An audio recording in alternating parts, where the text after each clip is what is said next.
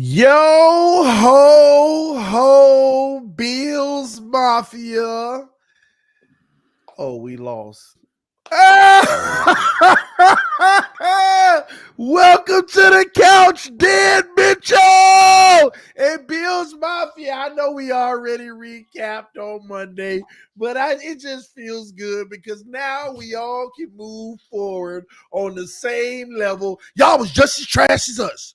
And we were just as trash as the Jets. And all three of us was just as trash as the Patriots. It is Super Bowl or bust. Nobody did better than nobody else. It's that simple, ladies and gentlemen. So listen, at the end of the day, it's time for me to start talking my talk again. I'm all better because the Dolphins win in the AFC East next year, and we win in the Super Bowl, baby. What's up, fellas? Let's go! TD's back. It took only a Bills loss to get TD back, baby. I miss you. All I needed. I miss you, buddy. All I needed, baby. It's all I needed. What's up, Tyson? You good? You good? I just can't, bro, with you, man. Mac Jones extension on the way? Yeah, okay. Bro, they locked his ass out the facility, bro. I'm being dead ass, bro. It was a report. He tried to go in, get some weights in or whatever, bro. And the fucking key card didn't work. It took him like 2 hours to get back in. Isn't he still technically under contract though? 1 more year. Yeah, he is. So what are y'all really like? I know this is just diving straight in, but what are y'all really gonna do? Well, Mayo was on the radio earlier this week, and bro. I don't know if it's a smart thing or a dumb thing for him to do because he's talking about we got all this money, we about to spend it, like Floyd Money Mayweather style. Like he's literally telling everybody. I don't know if I don't think it's smart for him to say something like that because what you're doing is if you are going to go out here and spend all this money, you're pretty much telling all the free agents we can get every dollar we can get in these negotiations because they just willing to spend whatever they want. I don't think it's smart on his part. I don't think he realizes that it's not a smart move to just be showing all your cards, even if that is actually what you're going to do.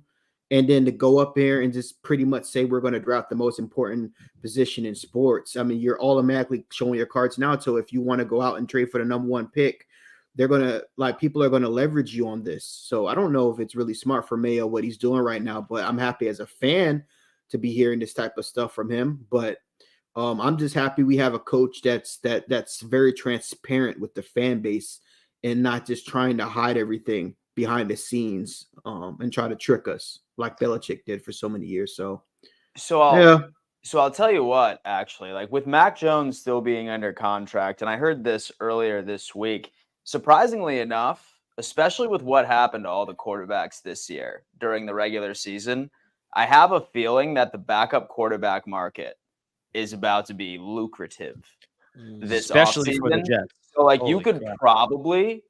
you could probably send Mac Jones off for like a third or a fourth because of how desperate I think this league has just realized how important it is for a damn backup quarterback. Because so many good team seasons were cut short because of it, because they had Joe Schmo and some bum ass as QB2. So I wouldn't be surprised if Mac Jones actually leverages some sort of benefit for you. Yeah, the Jets definitely are looking for a backup quarterback, but definitely will not be Mac Jones, at least I hope. Mike White is out here. You know, he might be. He's available. a free agent. He has a 1 year deal. I think I gotta look. I think they did like a 2-year, but only 1 year guarantee. I'll check it out in just a second. But give it's me a Ryan Tannehill. I would take someone like that for sure. But Ryan Tannehill probably won't be a backup though. There's some team that'll probably they're still on the. He's just a backup in Tennessee. There's a team that'll be on the edge that he's a backup quarterback. TD bring him in. Well, I know you have bias with him still. He's a backup, but so he's gonna start somewhere though. I mean, there's always 3 to 4 teams that bring in that guy that's a backup to start. He'd be a good bridge quarterback. He'd be a good bridge quarterback. Yeah, but that's what I mean as a starter, not as a franchise guy that you're going to offer a 4-year, $130 million contract. I'm talking about just bringing them in for the year to start as a bridge. There's always 3 to 4 teams. So, and you can't he's going to be a Bear? He's going to start for the Bears and Caleb Williams will sit behind him? I guess the question to ask is, what backup is better? Name the backups that are better, have more experience. Percent. Stop. What? Stop. Jacoby Brissett ain't better than no Ryan Tannehill. Stop it. No, hell no, man. Yeah. I mean, I probably have to agree with CD there. But I'm not comparing them together. I personally think they're in the same group of backup quarterbacks. At least from Jets fans, like they're actually we're looking for backup quarterbacks to back up Aaron Rodgers. Like we're looking for Tannehill, Brissett, or Minshew. Like those are the names that are rumbling. Yeah. And don't get us mistaken. We're not saying that Tannehill is elite by any stretch of the imagination. But he's definitely not on the same level as Brissett. I think Brissett's just kind of like, he's there. Yeah, he got a good chance of getting a starting job, is all I'm saying. In one of those 3 to 4 teams every year that miss out on the quarterback, and then they have to go try to find one of the best backup / starter guys that's on the fringe. That's all I'm saying. So at the end of the day, I don't think he's going to be a viable option for many teams because you're going to have to pay him. He's not going to be taking $10 million a year. That's all I'm saying. But I'm going to be honest. I've been fascinated. I've been intrigued with the whole New England situation because it's like, what quarterback are they taking? Nobody really truly, all speculation with the new coach. What direction does he really want to go? Is he giving Mac Jones a boost of confidence, or is he really gonna draft the quarterback? I'm just saying everything's open. Here's my thing, and I will continue to die on this hill, and people think that I'm trolling when I say this. Okay, the Pats have all this fucking money, all right? And yes, I still want you to draft Caleb, or I want you to draft Drake May, or what have you. But get Kirk Cousins on this fucking team, start him for 1 to 2 years, and have this young quarterback sit behind Kirk Cousins. Have him learn. Let's go back to the good old days where injury. Yeah, well, with Jordan, yeah, and worst case scenario, say for example that he's out there and he doesn't have it or he gets injured again, it's great. But I feel like the league needs to get back into that formula where you draft a QB in the first round. Perfect example is Jordan Love for the Green Bay Packers. Let him sit behind a good proven starter in the league by itself, and then best case scenario, y'all are super competitive this year. So what about CJ Stroud though? CJ Stroud's proven the opposite, where there are other. He's an outlier. What proven quarterback was on? What proven quarterback was on that roster that he could have sat behind and learned from? He wasn't learning shit. No, I'm just saying in general. I'm saying he didn't sit behind anybody. He started from week 1 and he went on to go to the playoffs and win a playoff game. So it was an immediate success. It is an outlier for sure. I agree with that. I feel like it's such an anomaly though. It's actually not an outlier anymore. And here's why I say that. Even if you didn't win a playoff game, it's just a matter of, do you come into the league and your team knows, okay, we got our future. The Chargers did it with Herbert, Joe Burrow, CJ Stroud now is doing it. There were a lot of guys that day one came on the scene now. Josh Allen. Yeah, they're starting to pile up. Did Lamar start right away? Or did he? I don't think he started. Yeah. No, he didn't start. No, right away. Flacco. No, Flacco, because but they did start him in the playoff game though. He came in late in the season and they started him over Flacco, which was a huge controversy because Lamar did not look good in that first playoff game. But Harbaugh said we want to give him the experience, even though we know that Flacco gives us the best chance to win. We want to go ahead and give Lamar this playoff experience, and that's when they put Lamar Jackson in. And here's the deal: and Sam Darnold and Zach Wilson, just 2 examples that failed. They were just bad picks. It don't matter how many years they sat behind and who they sat behind. It wouldn't have mattered. Just saying. 2 quarterbacks the Jets drafted, the top 3 that not only the Jets would have drafted, if any other franchise would be there, they would have drafted him too. That's based off all the NFL scouts, and they both were busts. Tua was kind of day one, and now he's the best quarterback in the division. So, Oh, TD's back. Yes. Ain't nobody back. Ain't nobody back. Yeah, ain't you're nobody back. No, this is ain't nobody back to being absolutely delusional. back. I will say, all right, looking back. I don't know if I like that he's back though. First off, I think that it is just a unanimous decision that, of course, the quarterback that lasts the longest for the past 4 years is clearly the best in the division. But I do go back and I think about it this way. But that's would've obvious. I mean, there's no debating it anymore. I'm just gonna say that, Dan. You're there's not. completely correct. Better than Aaron Rodgers?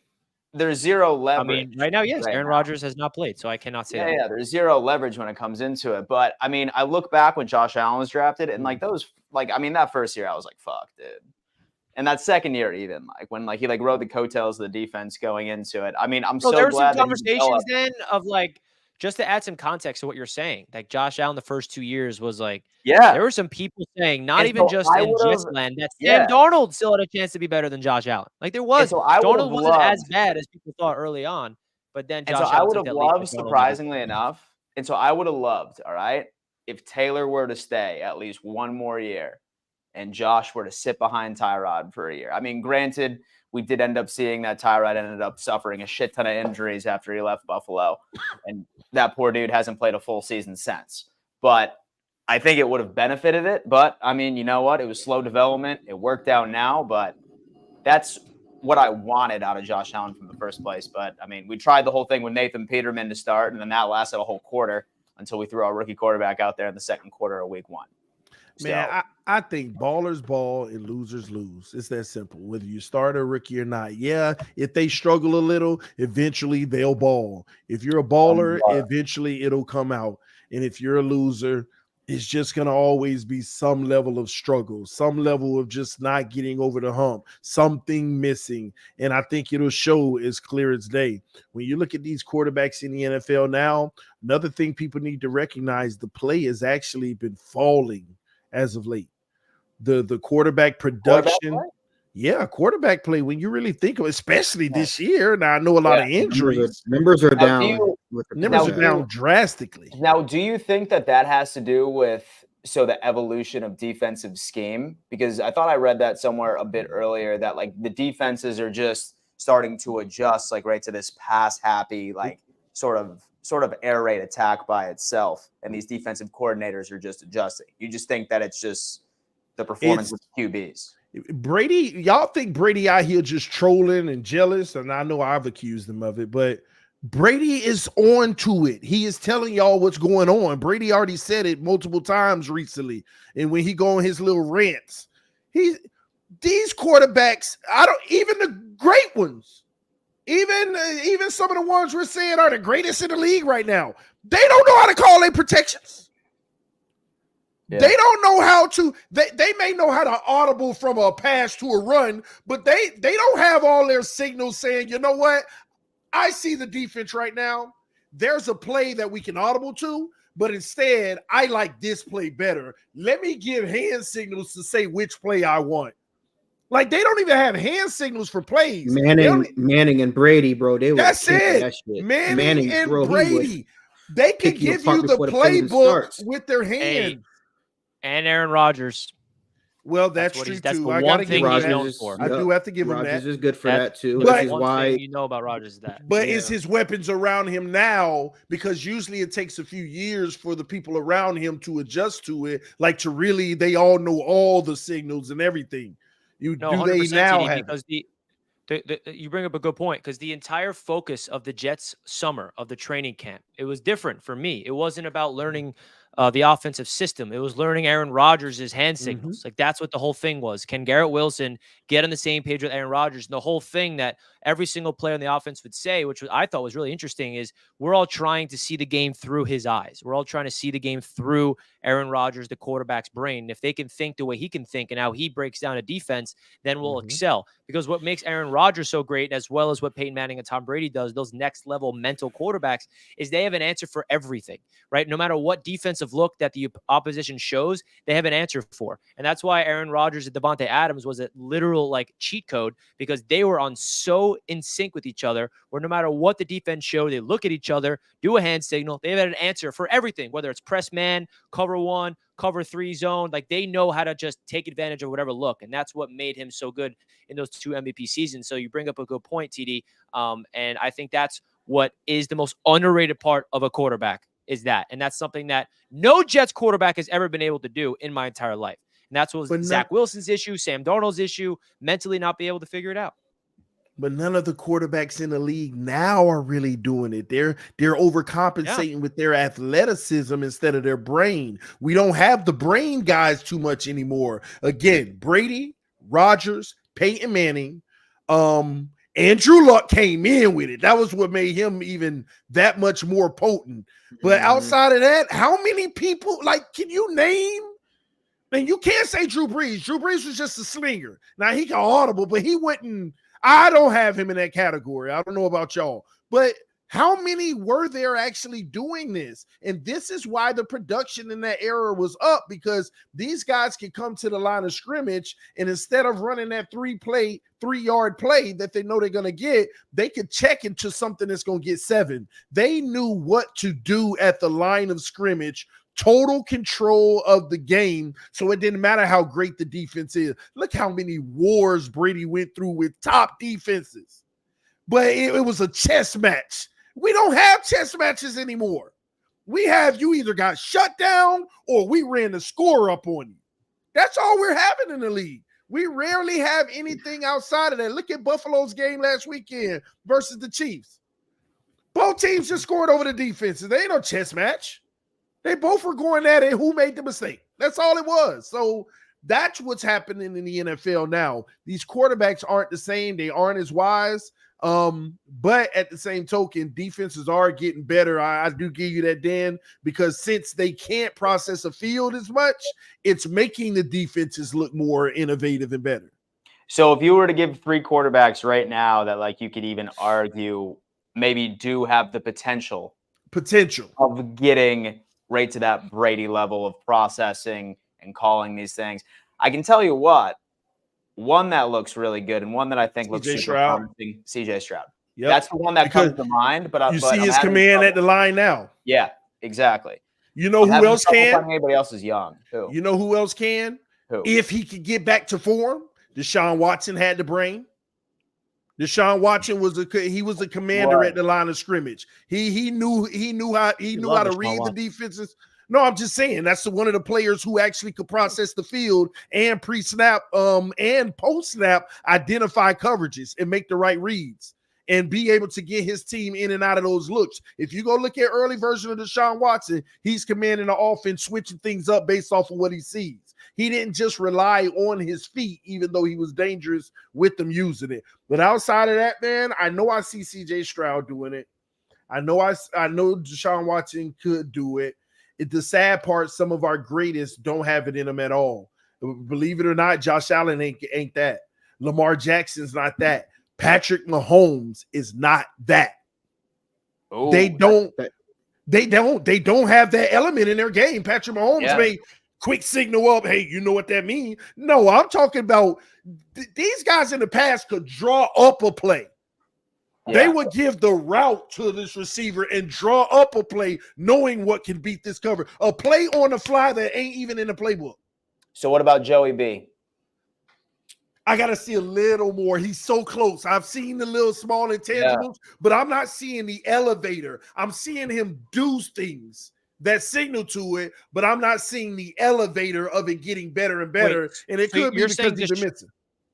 TD, you're saying Deshaun Watson has shown you that, but Joe Burrow or Mahomes hasn't?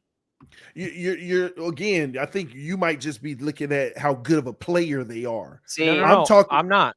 Yeah, I know exactly. I'm talking about. You can see it when they come to the line of scrimmage. Yeah.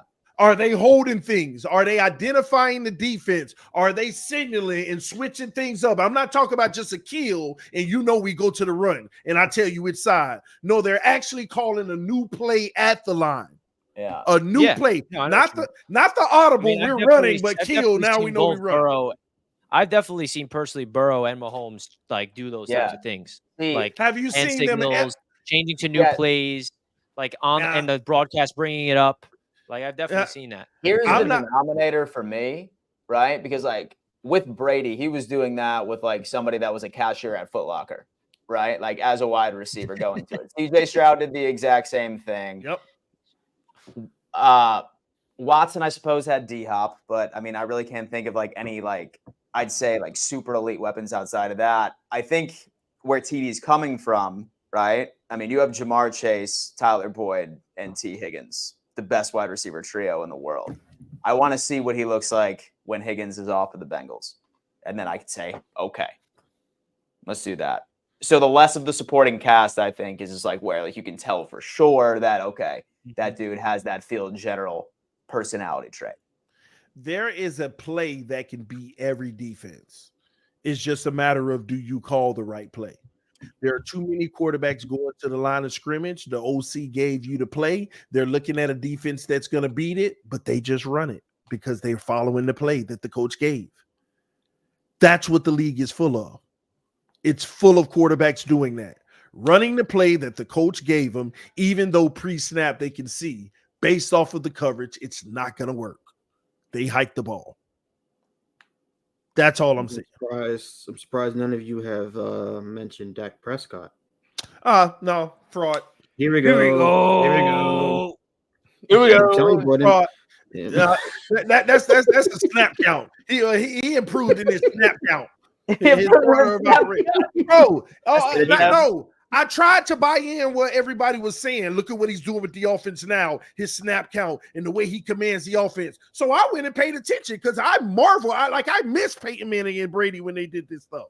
I missed it. I miss Ray Lewis and Brady going back and forth, forcing the timeout. Oh, he got you on that one, Brady. You had to call that timeout. You couldn't get it off in time. I missed that. So when they start talking about Dak Prescott, I went to go look. No, I ain't see none of that. I just saw literally a different way to signal the snap count, a different way to say, and remember, they get 2 plays in the huddle. They get a pass play and a run check play just in case they going into that or vice versa. So when these guys are at the line saying kill, kill, kill, everybody knows what the opposite play is. You know what you're supposed to check it to. I'm talking about guys that's drawing plays on the field. Drawing plays on the field, man. So I do want to talk about Fangio. I do want to talk about. We also have some super chats. Why is that relevant? I mean, I just want to hear your take about the whole situation. I mean, obviously, some replacements that come in mind. Staley has been in the conversation, but I mean, we'll certainly go on with it. Hey, man, listen, this is your Dolphins team, baby. You know what I mean? Anyway. Still have to win that division, TD. I'm disappointed, but still love my Bills. Anthony, absolutely, man. The love still remains, although we're hating them right now. Been 72 hours and I still hate Tyler Bass. Oh no, there he is. I want to blame. Man not do his job. He doesn't have a run, catch, throw, and so all you have to do. Listen, man. Let me tell you what. It stings. It sucks. It sucked that it was wide right. But I think Diggs is a hell of a lot more to blame for that loss than Josh Tyler Allen. Bass is. Josh Allen. So I was at listening least stick to like what you said on Monday, man. Come on. At least stick to what you said on Monday. I was listening to TD on his channel about Vic Fangio, and I think it was like about 45 minutes in. I was eating some food, walking down the stairs, bro. And I nearly slipped and fell up down the stairs, bro, because he had the audacity to even suggest that the Dolphins could potentially trade all the way up to number 1 to get Caleb Williams, bro. TD, bro, what did you do? What goes to your head when you say shit like that, bro? What are you talking about? Why hold on. I think you knew I was watching. You knew I was tuning in.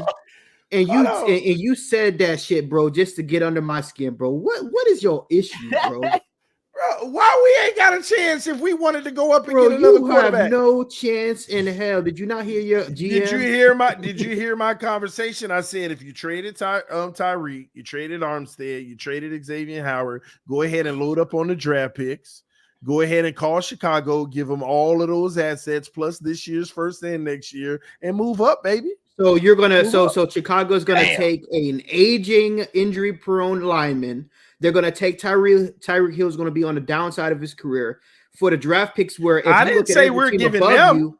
I didn't say we're giving the Chicago. You these can't offer anything more than any other team in the top 10, bro. If someone's gonna offer the house for the number 1 pick, you don't have the assets to do it. Well, maybe Christian Wilkins got to go in the deal. Maybe Christian Wilkins. Well, Christian Wilkins is a free agent. What are you talking about? No, we could franchise tag him and then trade him. Bro, no one's man. Come on, bro. You living in the still got fantasy that world, option, bro.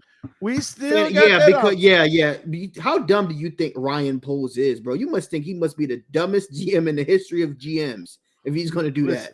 It was a proposal. Okay, you never know. You just get nervous. That's all. You're stuck on what you nervous. want to have happen rather than what is the most likely outcome to happen. No, but you know, if you'll be watching my channel, you know I tell everybody what's likely to happen. Bro, but I'll give you props. Honestly, I didn't even think of Vic Fangio even thinking of leaving until I think you mentioned this. Maybe I've been telling people that Fangio could leave, but you were literally the only Dolphins fan that even suggested it. So when I heard the news, I'm like, well, shit, I knew it was going to happen because TD said it. So I will give you props on that, man. I don't know how no other Dolphins content creator even suggested that Fangio could leave, but you definitely. I don't know what your sources were, but you were spot on with that.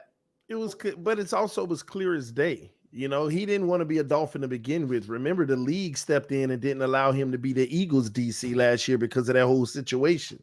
So when he came to Miami and he started barking about the personnel that he don't have all the pieces he want, and I knew Greer wasn't going to get it. So it was a little power struggle, man. So, and I'll get into the details of that in a moment. I know we're reading the super chat, so I'll give y'all the details on all that. You want to read it? Best looking gentleman in the game, Dan. Unless you got a permit for those guns, no, put them away. Dan Shakir, our new Beasley, means we still need at least two wide receivers. Yeah. So guys, so I don't see Gabe Davis. He is not going to. So I'm cursing out Bills Mafia, but. Yeah, I saw him, so I think that means he's gone for good. Love Keon Coleman in the draft. He is my number one prospect going into it, that or an Xavier Legette out of South Carolina.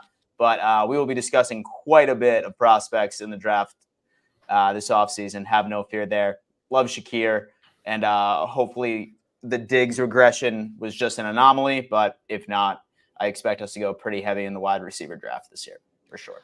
I believe this is what I want to have happen. I'm gonna tell you what I want the Patriots to do because I'm tuned into this division, so I know all you guys as players. I want the Patriots just to go just go get everybody y'all can't keep because you're over the cap. I want Christian Wilkins. I know. I want Brian. I will, man. I'll sell my grandmama for Christian Wilkins, bro. I told my channel today, watch he end up in New England and they got the money for him. We can afford him. That's the thing. And he's the best, bro. He's one of the best defensive players in the game, bro. So Gabe Davis will be your wide receiver number one immediately. He's better than Keenan Williams. He's way better than Keenan Williams. It's not even a discussion. That's right, Richie. Dan, I think we're going to get Gabe Davis. I'm going to be honest. What are you talking about? He's not even the same level as Quentin Williams. Yes, he better. Yes, he is. He's better. How many first team All-Pro honors is Mr. Wilkins have? He's better. That's all hype. That's Jets hype. That's not hype. It's hype. Richie, he's better. Bro, you can't objectively tell me Wilkins is better because he's not. He's better. He has a better motor. He's all over the field. Quentin is just in that pocket. Christian Wilkins is all over the field. 40 yards down the field, he making tackles, everything. He does the dirty work. I'm not letting Quentin Williams slander. That nothing to take away the greatness of Wilkins, but you can't just take a shot at my guy like that. Not let me press because you're wrong. No, I'm just telling you because who I compare him to. I mean, Quentin Williams is great. He's young. He's great. But if I had to take one, I would take Christian Wilkins, man. I'm just being real. I'm not saying that Keenan Williams is a bum. I'm just saying that I'd take Christian Wilkins. It's all right, Richie. I'll take Bryce Huff. I'm taking Bryce Huff from the Jets. You ain't touching Bryce Huff. Listen, bro. Unless y'all can come up with the money, bro, we about to get everybody.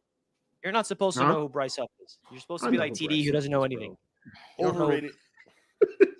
You're supposed to know. I'm taking Jordan. I'm taking Jordan Poyer from Dan too. I'm taking him because he's not. Oh shit! Nah, he's good. He's good. He's still. I'm just taking all you motherfuckers as players, bro. He's I'm just taking everybody. All of the Yeah. He's gonna take everyone we can't afford. As long as you keep Parker and Gesicki. I want Puna Ford too, Dan. So there's also Daquan Jones. You probably want him instead. Defensive tackle. He's pretty solid. He's a pending free agent. Who else? You have AJ Epinesa. He's going to be a pending free agent. Leonard Floyd, who had 10+ sacks this year, but I want Van Ginkel too, TD, because I know he's not going to be back. Dude, you know what? But can that's you crazy. imagine if all He the players is the we can't afford to prototypical go to the Patriot. Patriots this year? Oh my God, bro. No, for real. He's the prototypical Patriot.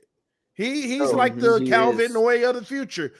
He is a prototypical type Bill Belichick Patriot defender, and because he can play multiple positions. Yep. Because his agents say he wants to stay in Miami, but that's all talk. Give me the bag. That's all. He's gone. Somebody gonna offer more than we can. Real quick, TD, you value PFF. You value PFF. Bro, he's on this Keenan Williams, bro. For every position except the defensive tackle, yes. Why is that? Because the defensive tackle position a lot of times is dependent on other people. Notice the backpedaling, folks. Listen, Richie, you're missing. I'm just showing you that you're just wrong. Like, it's just like if you had a point, I'll allow it. Richie, but Christian Wilkins is not on the same level as Quinn Williams. Richie, 75 grade. Can you just assume what Williams is? You probably a 90, but you're missing the point, Richie. You're missing the fact. Maybe you should look up. Maybe you should look up the numbers of how many times they get double teamed. The sad thing is, you would think Quinnen has more. That's all Quinn Williams does. Christian Wilkins has more numbers. That's all Christian Wilkins does. You need to look it up. Quinn Williams actually, Wilkins has better stats because Quinn Williams had double. But guess what? Guess what? I don't care what his rating was. Numbers are this. He was a ghost this year. That's about all I saw. He ain't do nothing this year. Quinn Williams? Exactly, because he's been double, triple teamed. And PFF is obviously not handing out 90 grades to everybody. Yeah, he ain't been nothing, Richie. Stop, man. Bro, you're literally you're exposing yourself for not knowing ball, my man. Come on. How many sacks he got, Richie? That's my point. He didn't get a lot of sacks this year because he was eating up triple and double teams, which freed up Bryce Huff to get a career year. Well, he's going to get paid because of that. How many Christian got? How many Christian got? Where's Christian? If you're looking at total sack numbers, I bet you Wilkins had more. Yeah, I know you would bet that because I'm sure he did. He probably had 8 or 9. But if you're looking at strictly stats and not looking at the whole picture, which PFF brings, which we've talked about, but now you're back battling. Besides defensive tackles, Richie. It's okay. Richie, you don't got to go down this road. PFF ain't great in hustle, Richie. Yes, they are. It's not hustle. All right, you know what, Richie? All right, you know what? It's good. It's good. We can move on. I just had to bring it to the surface just because let's see my Wilkins is a lot better than him. Let's see who deal ends up being larger. Okay. Yeah, let's see who deal. Quinnen is the second highest paid defensive tackle in the NFL. So I know. But let's see who deal ends up being larger, Richie. New England, do it. Overpay. I would love that. Yeah, now it's an overpay. That's definitely not an overpay. Definitely not an overpay. Well, you got I don't think he's $5 million in cap space. I mean, you look at the contracts of the top. You think he's worth 25, 26 million? Wilkins? Yes. Oh, he's gonna get it. He turning down our 24. Damn. Okay. I'm paying him. And what did the general manager say? He bet on himself this year, and he won. He deserves the right to go into free agency because we can't afford it. The only way we're going to afford it is if we franchise tag him, and that's at $19 million. It's definitely interesting, and I'll go on ahead and I'll show this to everybody as well because I was looking at this on my stream, and just for Bills and Dolphins fans, this is actually going to resonate, so you guys have a pretty good understanding of what's possible. So this is above the cap rate here. And you'll notice that the Bills are second to last. The Dolphins are fourth to last. This is where we are currently rate over the cap. So Bills are at 48 and Dolphins are at 51. This is the number that you can get to if you made all of the possible cuts and so rate that you can make. And this is the number that you could potentially add on rates here, cap, if you were to restructure every possible contract. So the absolute ceiling of what you can turn your salary cap into this year for 2024 is just a little north of 30 million, where the Bills are at 27 million as well. So the Bills and the Dolphins are in very similar circumstances. Well, the Jets, look at the Jets caps. Jets cap situation ain't So like the Jets right now, like their absolute ceiling is at about 45 million. And then you go up to the damn fucking Patriots, dude. Dude, their potential is 99 million. Damn. I'm just Bro, speaking that's from what happens when you experience. ain't got nobody, bro. Dan, Hey, go down listen, to the bottom. The Jets were at the top of that list for years of having the most cap space. And what do? We were idiots Yeah. and spent it Mm. all on just superficial free agents with no substance below it, which has backpedaled this organization to where we're at now. So money doesn't win you everything, is my point. Yeah, no. Dan, Absolutely. when you look at ours, it's way worse. Have more than all those. And so you're breaking up a little bit, bro. Yeah, you're breaking up. Just come back in. But I do know one thing: the Dolphins and the TD, we can't hear you. Dolphins and the Jets and the Bills, bro. Y'all gonna be thrift store shopping, bro. Y'all gonna be dumpster diving, bro. Dumpster We're gonna be diving, shopping no. the Gucci and Versace, bro. We're gonna be Well, spending you that also have Mayweather like money. 10 more holes than more all of our teams. Do which we? is the Do we reason for really that. have more holes than do we really have that many more holes than the Jets? Let's act like the Jets The were Jets have just so 3 much holes. better than I the mean, Patriots. The Jets have I 3 mean, I'll holes. be honest with you, man. Like, here, Three like, holes. let's go 3 ahead and check holes. it out. Get Yeah, the hell out three of here, holes. Richie. What are you smoking? 100%. So There's 3 How holes. many games did y'all win again? 7 wins. Hey, Richie, And we going won. ahead And we show won this up. 5. I mean 4. Wait. And so going ahead and Bro, I share can this literally with go you. on Hey. the Patriots have way more holes than the Jets. That's not Hey. even a discussion. I mean, like, We also have a top 3 draft pick Hey, okay, Richie. congratulations. You're gonna draft the Let's Bucks. and the go ahead and share generational this. quarterback draft. Hey. The best thing you're hoping for is that you're banking on Aaron Rodgers, bro. That's it. That's all y'all have. So I these know right it's all here we are have, all. but I'm just saying, bro. I mean, So there's these a right reason why the here- Patriots have the highest cap space is because your Because team they is don't trash. spend. No, it's because they refuse to Yeah. spend. The Patriots are last in cash spent in the past 4 years, bro. And whose fault is that? And who's gone? It's Belichick's fault. That's why his bum ass can't even get hired in Atlanta, bro. Nobody wants Belichick no more, dog. Belichick gonna be homeless and out of work, bro, because teams have finally realized of how bad the Patriot situation has been and how cheap he was in refusing to spend money, bro. Boy, the Falcons ain't about to have that bullshit over there. I told you, man, we made the right decision. When is that going to be official? Because Harbaugh, it's the Chargers. I'm waiting for that Belichick news. Belichick's not going to have a job next year. Y'all think I'm playing? Belichick's not going to have a job next year. Can y'all hear That'll be me? interesting. Yeah, dude, loud and clear. What were Yeah, you we saying hear you right now. before that? No, I was Yeah, saying that James. number. Go ahead and pull that back up. Yeah, that number of us at 30 million is way worse than that. And here's why: we have more unrestricted free agents than all of these teams. Yeah. We have, and when you look at our unrestricted free agents, a lot of them are the big players. We talk about Connor Williams, Robert Hunt, Christian Wilkins. We got it's so many guys that actually need to be paid. Andrew Van Ginkel. We have too many of them on the roster. Braxton Berrios, Jerome Baker contract is going to be. We have so many. That 30 million, That's E we a lot. can't even.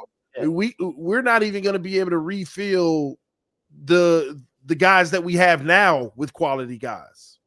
So and finally our beat writers and media finally want to acknowledge it for 3 years. Oh, don't worry about it. We'll wait for that come. They can figure that out. The cap ain't real. Now all of a sudden it's real as can be.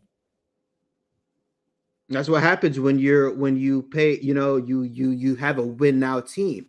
And when you don't win, This is what happens. Like the Bills are in that as well. When you try to structure your organization around, we got to put everything into these 3 years, and you don't end up doing anything with it. This is the situation you find yourself in. So, and it's not like they How about made. the It's Saints? not like the The Dolphins. Saints are hilarious. So They've why been I'm I don't okay know how with the it. hell they. Oh yeah, I look don't at know how the Saints. hell the They're Saints put fucked. themselves in that position. And Dan, even if they did all of this, which is the absolute most It's you the can absolute ceiling. It's 30. but look at what it's doing to 2025 and 2026, making it even worse. It's probably even worse. Yeah, I know. Here's the thing with like my cap situation, and I mean, I'm not sure if anybody else feels the same about their team. Like, I'm okay with where the Bills are financially this year because when you look at this team, like we accomplished everything we did offensively with all of the playmakers being on rookie contracts, and they still have several years into it, right? Like the focal point was James Cook, Shakir, Dalton Kincaid, Knox, who was already re-signed, and Josh Allen, obviously, who's already been re-signed. Offensive lines coming back and being a show that he drafts relatively well. So I'm not freaking out as much as it seems like TD is because of just well, Dan, young the reason why you're correct, and the reason why the Bills they're in a bad position cap wise, but as long as you have the franchise quarterback, bro, your window is always open. That's what Josh Allen said. As long as I'm here, the window's always going to be open. It might not be wide open. You might be able to stick your pinky in there, but it's as long as you have a franchise quarterback, you're always going to be a contender.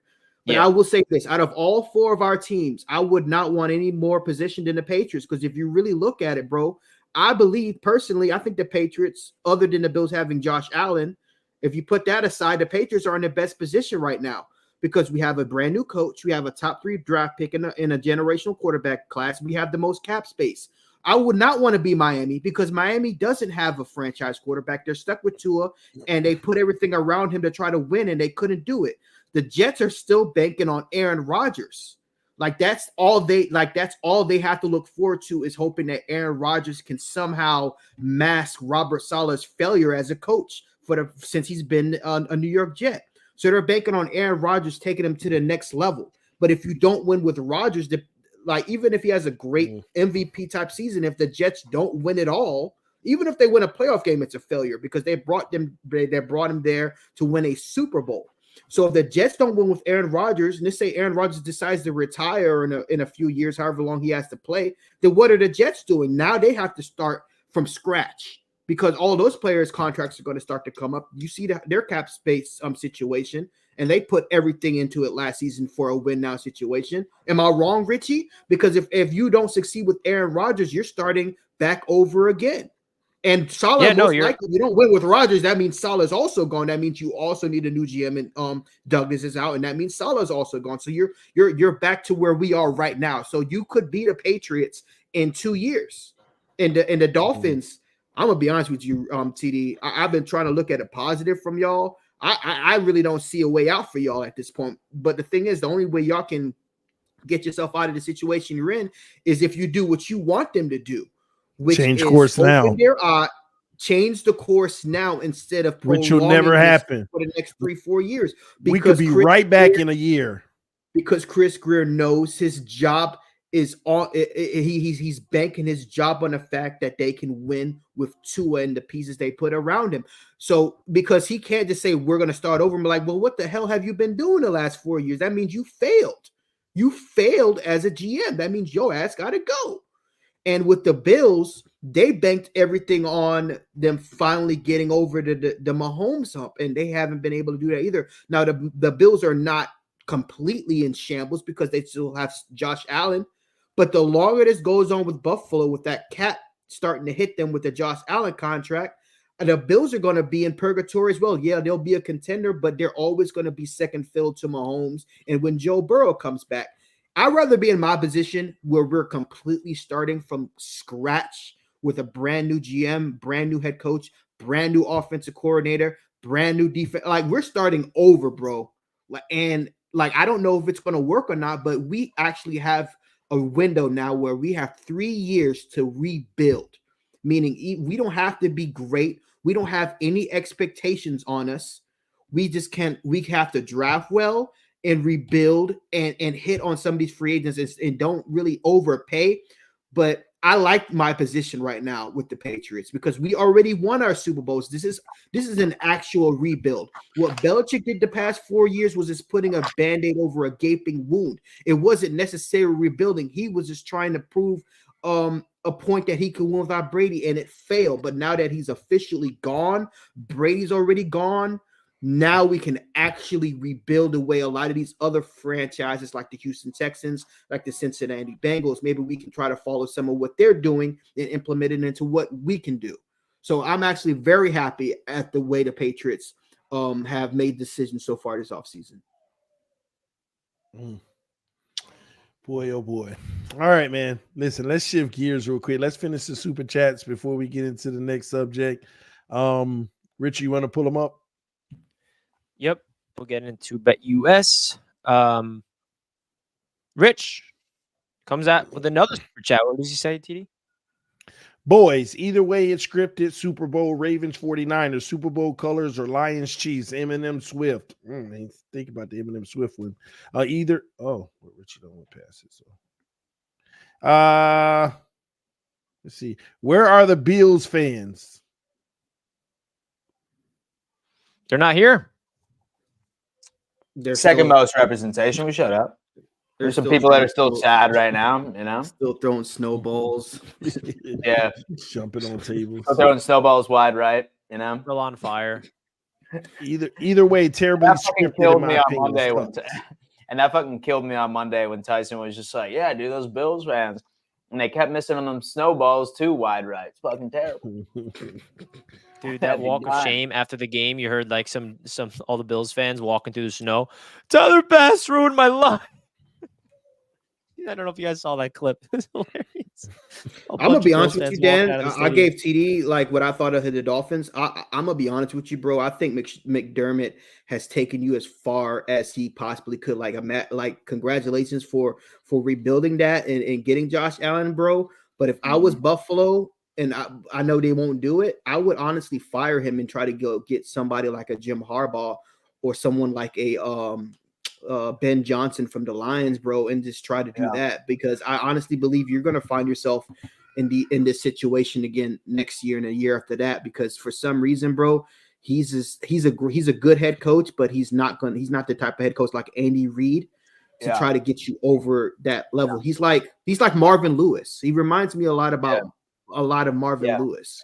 So I think that he's on the hot seat, but I do think that he's going to have one more year because he's essentially using a security blanket that like half of his defense was injured. And so right by the time that like that playoffs happened, and plus, I mean, like you look at all of like these coaching interviews that are going on right now, I'm pretty sure that all of the hot candidates will have jobs within like the next couple of days. I mean, Harbaugh is officially and the Chargers guy right now. It was just announced about an hour ago.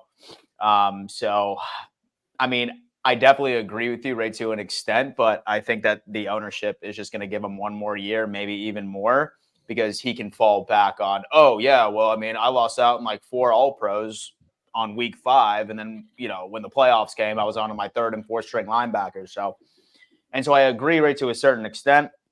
But I think that this year, say that he doesn't at the very least make it to the Super Bowl next year, I think that we will definitely pull the trigger then. But you already know he's not. I mean, honestly, like what about the past 4 years should make me feel like that we should, right? I mean, yeah, but that's what I'm saying. Like, what could you do different that's going to elevate you to the next game? I wish I knew, TD. Trust me. Wish I knew. Yeah, I need to Cut trade Damar Josh Hamlin, Allen. so he won't have an excuse to try to make a wish moment. They need to cut Damar Hamlin, bro. Listen, bro. Let's be honest, bro. They need to cut Damar Hamlin, bro. I think he's a curse on y'all, bro. I'm gonna be honest with you. Like what even possessed McDermott to even try that bullshit? I understand it was 10 men. And bro, come on, it dog. was What supposed is to be a part of the greatest story ever told, bro. I know, bro, but that's how what they were trying to do is like find like that final clip, like during that video, like when he wins comeback player of the year. Like they wanted that terribly. I didn't hate the fake punt, but I hated that they put it in Damar Hamlin's hands. Right? I hated that they put it in Damar Hamlin's hands. Like, get that Disney Channel original movie shit out of here, bro. All right? Don't do that shit. Lifetime original shit. That Lifetime original bullshit, dude. You know what I mean? That's what pissed me off when it was Hamlin. I wasn't pissed off about the call because finally he was being aggressive. But, I mean, I don't know. It is what it is. If you're going to be aggressive, you might as well just go for it regularly. Like have Josh Allen would have given you the best chance to pick it up. And they had him walk back and forth like 3 times. Like, you're basically saying, hey, look out for me. Look out for Damar me. Hamlin. I'm Damar Hamlin. Oh, my gosh, man. That's what the Chiefs, they interviewed one of the Chiefs, and they said, yeah, as soon as we saw Damar Hamlin's ass out there, bro, going back and forth, bro, we knew what was popping. Oh, WTF is going on in Miami. Fins up. Super Bowl incoming. Man, it's craziness with the whole Fangio thing, but I'll get further on that once we finish these super chats. And next one, Lamar and Herbert took their teams to the playoffs. Well, Herbert next year, that's going to be interesting. Fangio had 2 games against Allen and said, F this, I'm out of here. Go Bills. He had his best games against Josh Allen. What are you talking about? Well, not his first game, but the second game, bro. That Vic Fangio defense showed its ass. That doesn't make any sense. And the offense couldn't do nothing. Imagine ZW, Zach Wilson, with hand signals 1 year behind Aaron Rodgers. That was the vision, was for our guy Zach to sit behind and learn, but that all fell fat on his face. And so to be completely honest with you, man, I would take Zach Wilson as a backup quarterback in Buffalo next year. 1,010%. I would. I'm not even going to say anything about that. Love Flash, what TD talking about in Dallas game? What is he talking about? I didn't say love. So I think we must have been talking about back when we were laughing at Dak. When you're talking about quarterbacks, I guess, what they do, flash and the hand signals, maybe he's saying that Love was commanding the line of scrimmage and stuff. That's good. Good for him. Okay. Good for him. All right. No, I ain't saying he can't. I mean, it's a good start. He's in year 4. I mean, he learned behind Aaron, so he would be the one to pick it up. Why Bills fans blaming Tyler Bass like Mahomes wasn't going to have a 1 minute 38 seconds to get his team in field goal range? The story would have ended the same. I can't dispute that. And so they had 2 timeouts too. Like, bro, like they were 1,000% gonna fucking tie the game up at the very least. No, take the lead in your hand. Take the lead, you mean? Butker, he's a great kicker. Yeah, y'all were just trying to tie it. And then on top of straw, bro, it's something. And so the Chick-fil-A people forgot to pack a straw. That they always fucking do that shit. I will say though, who got a straw in their house? I will say it's not mine. It's my girlfriend's, bro. Like no grown man buys like these metal straws, bro. Come on, man. No one does it. It was the only straw I had. One thing I will say about Chick-fil-A, at least they have their shit together when it comes to operating ice cream machines. All right, fuck off, McDonald's. All right, but it's the straws every now and again. Pretty sure I saw Bill Belichick at Chick-fil-A recently on a post. I don't know if that was real. Dan buys straws. Everyone spam in the chat, Dan. That's Dan's straw. Bro, that's not his girlfriend's, bro. That's his. Man, it's a weird looking one though. You know, it's like a green. I'm not just. Yeah. One thing is, all right. Listen, man. It is impossible to look intimidating when you're drinking out of a straw. No one can look intimidating when you're drinking out of a straw. I guarantee you that. I look very approachable right now. Especially that one, bro. What the fuck is that? Like, watch this. Bro, I'm ready to kick your fucking ass. Fucking impossible. You can't be intimidating when you drink out of a straw, baby. Oh my god, with the tank top too. Guys, if you guys didn't understand the reason behind Dan Mitchell's tank top, he was featured on the Pat McAfee show yesterday. So he's turning into a Pat McAfee. Now wearing a tank top. So that's where that comes from. And so I will say as well, like, so they put the image like right at my TikTok, and the only thing that you could see was my logo and then half of my body, like from down. There you go. He didn't mention my name or anything like that. I was kind of upset. I was like, bro, throw me a fucking bone. Be like Bill, like Bill's creator, Dan Mitchell, posted this the other day. He cut off half of my body. I don't know. I mean, maybe he saw that video that I did about him firing Aaron Rodgers. He was like, fuck this kid. I'm not going to give him any clout, but I'm going to use the video. So I don't fucking know. Dan and I had a big day yesterday. I was, did you guys see that Sauce quote tweeted me and it went nuclear all over the place? And it was on ESPN. It was on ESPN, my tweet. And this morning on New York Sports Talk Radio on WFAN, they were talking about me. Like, YouTuber, Jets Media. I don't know. And then they're like talking about me, no idea who I am. But apparently, if nobody knows what I'm talking about, I sent out a tweet just sparking a conversation amongst the Jets fan base. Name a free agent that nobody's talking about that you want them to go sign. And Sauce quote tweeted me answering it. And he said, T. Higgins and Calvin Ridley. And the media doing the media thing, they took that as him saying he wants both of them, which is obviously not the case. Sauce wants one of the two. And the media took that and just ran with it. All of a sudden, they're putting me on ESPN. They're putting me on PFF. And I'm just like, damn, I guess Sauce has that much clout. So thank you, Sauce, for the run of the viral feeling. Oh, I thought you called him overrated, and then he was agreeing, but okay. Bro, you want to go down this road again, TD? Oh, please not. Jalen Ramsey better, bro. Jalen Ramsey's better. Look, I already have it queued up. Okay, you love PFF. God, how could you already have it ready, Richie? I was waiting for it. I was waiting. This is a setup.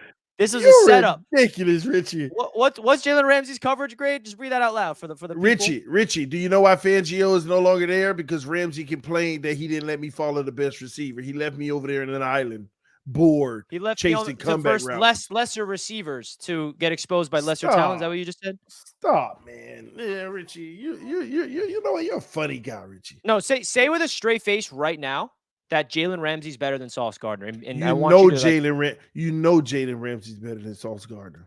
Then how come Sauce was graded at 90 coverage and he has never not been a first-team All-Pro, back-to-back years, first-team All-Pro. That is undisputed the best. Overrated.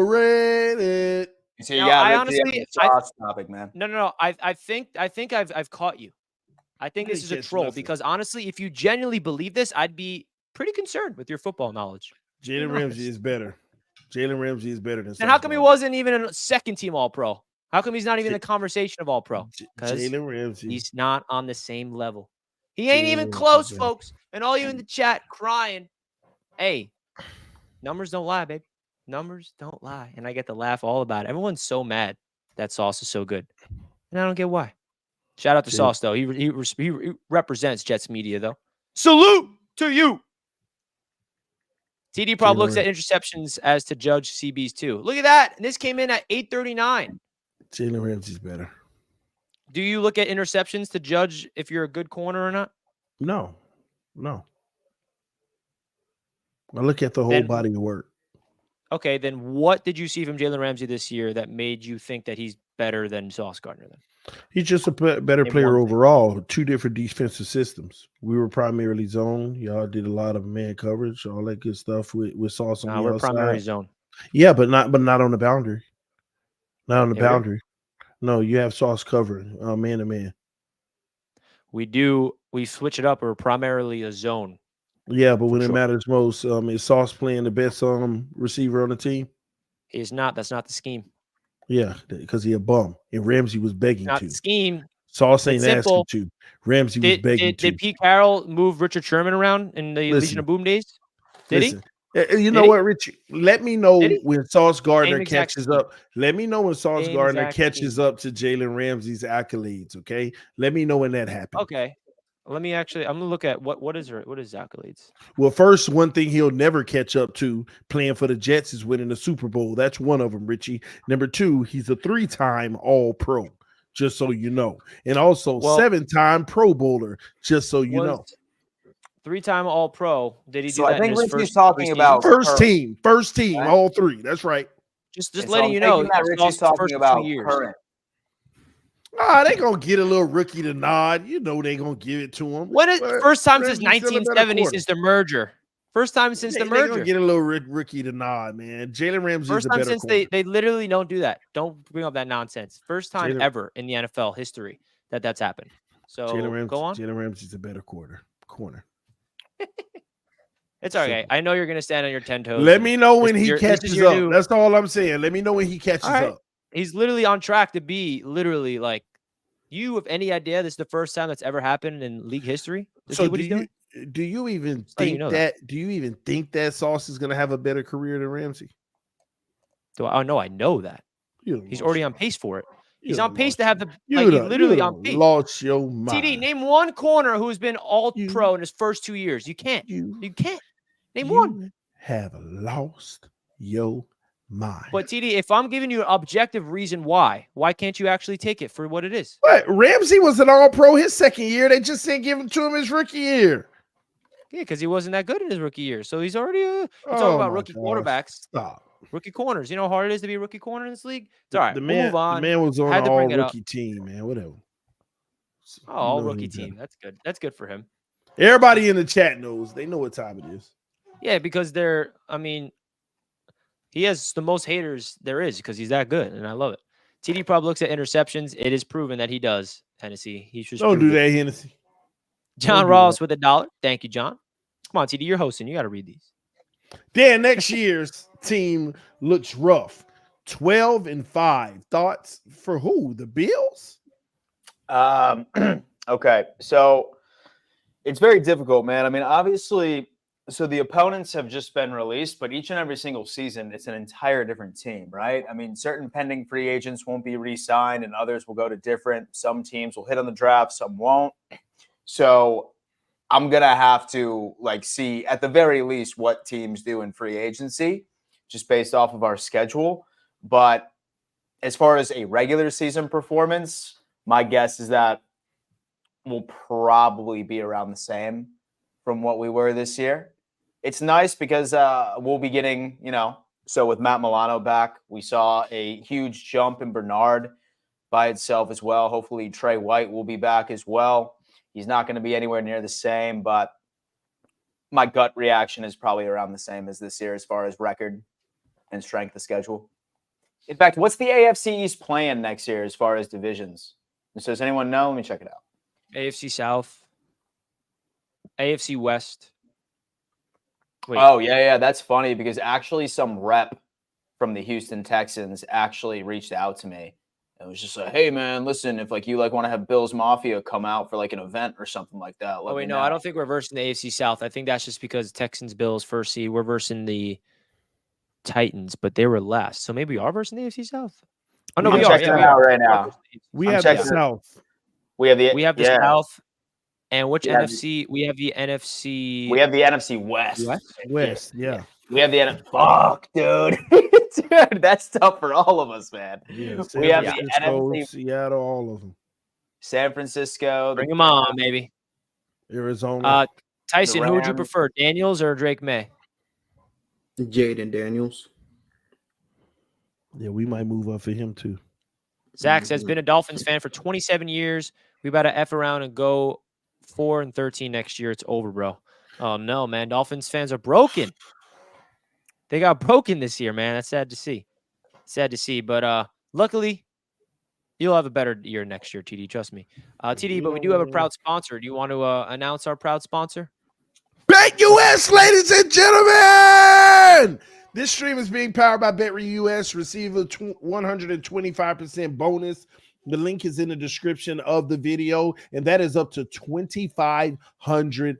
24/7 customer service and easy, fast 24-hour payouts. All right. Check out BetUS. Get in the game, ladies and gentlemen. They are also giving away 2 free Super Bowl tickets. I ain't never been to the Super Bowl, so I got to get mine in. You only got 2 days left. The 26th is the last day. Take advantage of it. All you have to do is place a bet, minimum $25 on X, tag a BetUS_official, and the friend that you're going to be taking with you. Okay. As you can see, this weekend, they got the Kansas City Chiefs versus the Baltimore Ravens. We got to talk about who we got in these games too. That's going to be interesting. But I'm going to tell you now. Okay, that's cool. Kansas City Chiefs, Baltimore Ravens. If I'm going to bet anything on all of this, I got to go Kansas City Chiefs plus 3.5. Even though I probably think they're going to lose, it will be a tight game, no more than 1 or 2 points. 3 at the most with a field goal. I would take that with almost even money at minus 105.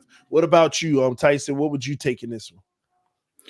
My heart really wants the Ravens to win this game, man. I am banking everything on it because I just know if the Chiefs win this game, bro, they're winning the Super Bowl. They're going to win another Super Bowl. I just can't have that, man. I'm going to pick the Ravens, but, bro, it's going to come down to the Ravens defense. Honestly, this entire game is going to stem from how good that Ravens defense can handle Mahomes. And if they can handle them like they did the San Francisco 49ers a few weeks back in the regular season, I think they can edge them out. And so the Ravens are going to dog walk the Kansas City Chiefs. And that's just not coming from a place of salt, although there is plenty of salt, I assure you that. The only way that Patrick Mahomes is going to be a factor is the exact same way that he's been a factor all year during this very inconsistent season, is as if he can establish the run and play action with Pacheco. And I'm not sure about you guys, but the Houston Texans were running the ball just damn fine right until they ended up going into Baltimore, and they shut that shit down completely going into it. I really think that this Baltimore Ravens team is going to completely erase Pacheco off of the face of the planet by itself, and with play action is not going to be established. And I see Patrick Mahomes struggling tremendously. I see the Ravens going on ahead and absolutely running away with this. And the Chiefs' run D is going to be pretty tough. And I mean, we saw what Josh Allen did against the Chiefs last week with his legs. Imagine what Lamar is going to do with his legs. I think that Baltimore easily covers -3.5. Easily. Richie, you already gave yours? No, I definitely, I said it to Dan. I was joking on our live show for the Lions game. I was like, Dan, the Bills Chiefs game doesn't really matter because whoever's winning isn't winning next week against the Baltimore Ravens. And I'm still going to stay on that. I think that this is Baltimore's year. I just feel like this is their year to finally get to the big game. And they're just so well-rounded as a team. And I just feel like before the postseason began, I felt like they were going to represent the AFC in the Super Bowl. Now, obviously, it's a different animal because there's something different about Mahomes that I've learned is like he just has that magic where like even in games where no one's picking him, he'll find out ways to win. Nobody was picking him against the Bills. I mean, some people were like myself, but like the majority just saw Mahomes in the regular season and thought that's what we're going to see in the playoffs. But the reality is Mahomes, and not even just Mahomes, this is just NFL in general, playoff football, regular season football, two completely different worlds. He turned it on in the playoffs, which wasn't shocking to me. 6 straight AFC championship games.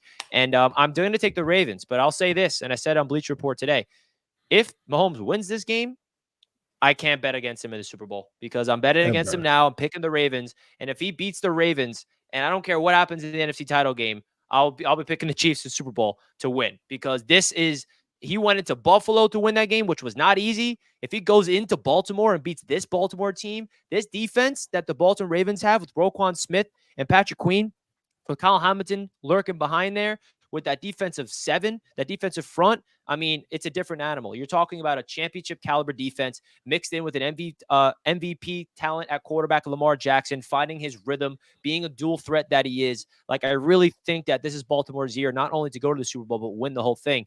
So I'm going to take Baltimore in a close game. I don't know if it's a close spread at -3.5. Like, it's really tight.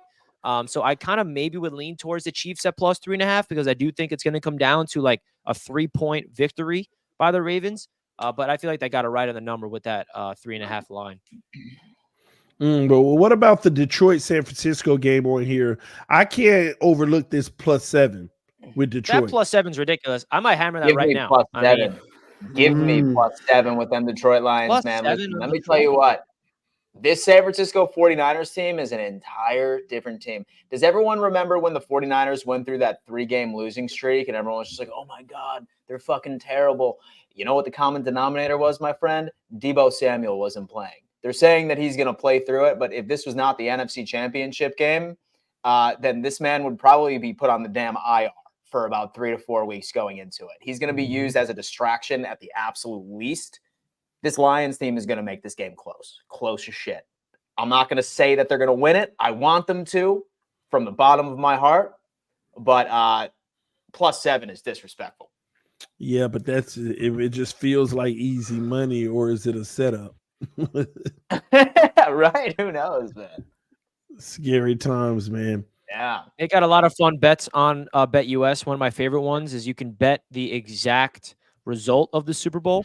So if you predict both teams that win this weekend and then predict a winner, basically, I mean, these odds are really, really cool.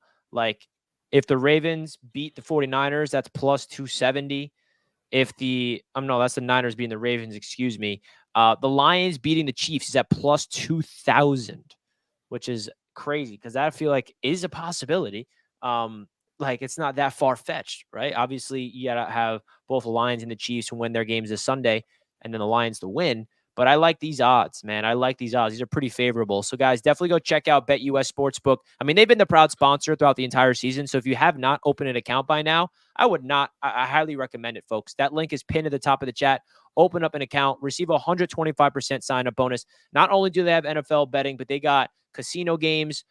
You can play blackjack. It's legal in all 50 states. And again, guys, we can't stress enough the way that you guys can support us here on the channels, not only by hitting the like button and super chats, but it's by simply supporting the brands here on the channel. We're very, very fortunate to be really in lockstep in partnership with BetUS for the entire season, hopefully even longer. And that's because of all you guys. So shout out to BetUS Sportsbook, the America's Did you biggest guys give your Lions and Niners pick? Everybody's picking 49ers. I'm No, picking I got Lions. the Lions. You guys got Lions straight up. Mm-hmm. I got Lions So I plus do 7 wanna- and Lions money line. I'm going to pick the Lions as well, even though I know they most likely won't win. But I do want to give a shout out to my boy.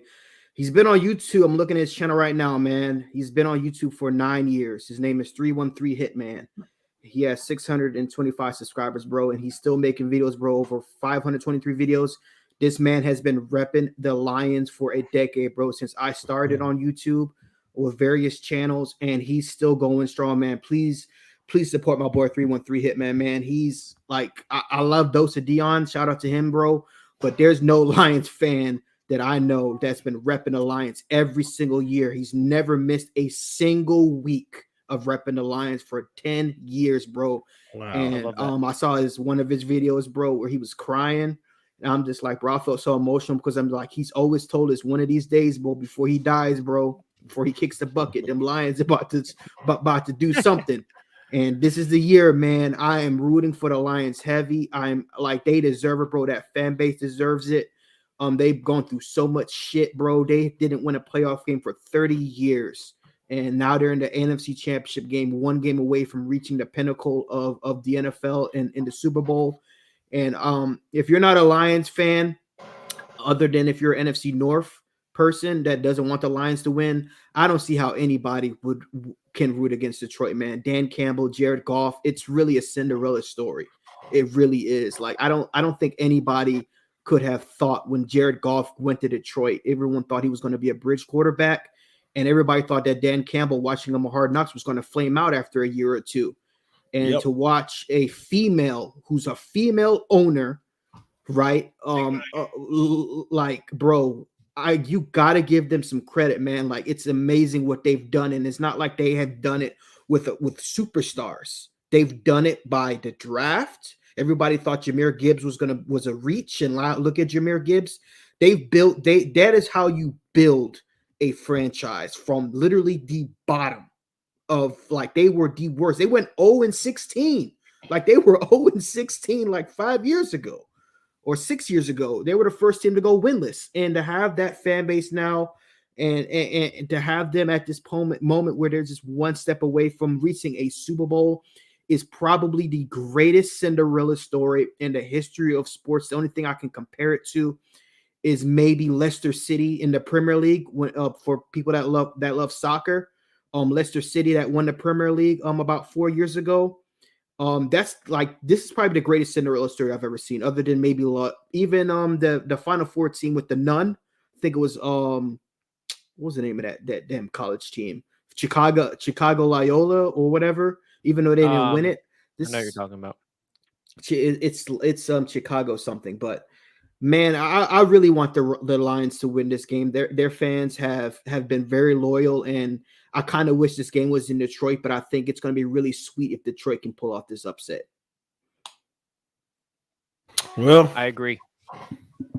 Well, there you have it. Richie, did we get through all the super chats? No, there's new ones that just came in. Okay. How are we celebrating the 25th anniversary of no playoffs for the fraud fish? King Lowski. Lowski. It's 24 years. We're not 25 years yet. We'll That's get right. there in We're going to the 2020. Super Bowl next He year. wants a major event, is what he's saying. He wants a major event because we're starting to plan. If we get the TD, if we get the 25 years and if we're sitting here in 2025, bro, 2025, and y'all still ain't won a playoff game, bro. It's a Loki's right. We got to start planning it now because we need a massive event.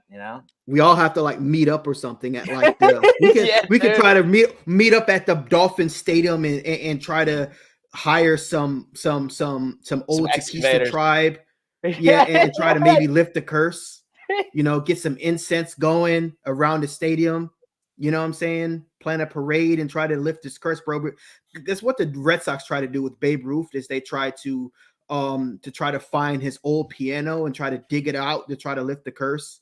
So I honestly, TD, I honestly believe the Dolphins need to try to get in contact with some of the Native Americans from the Chiquista tribe and try to form some type of treaty to try to lift this curse, bro. Because I'm starting to think the curse might just be real. We're going to the Super Bowl next year.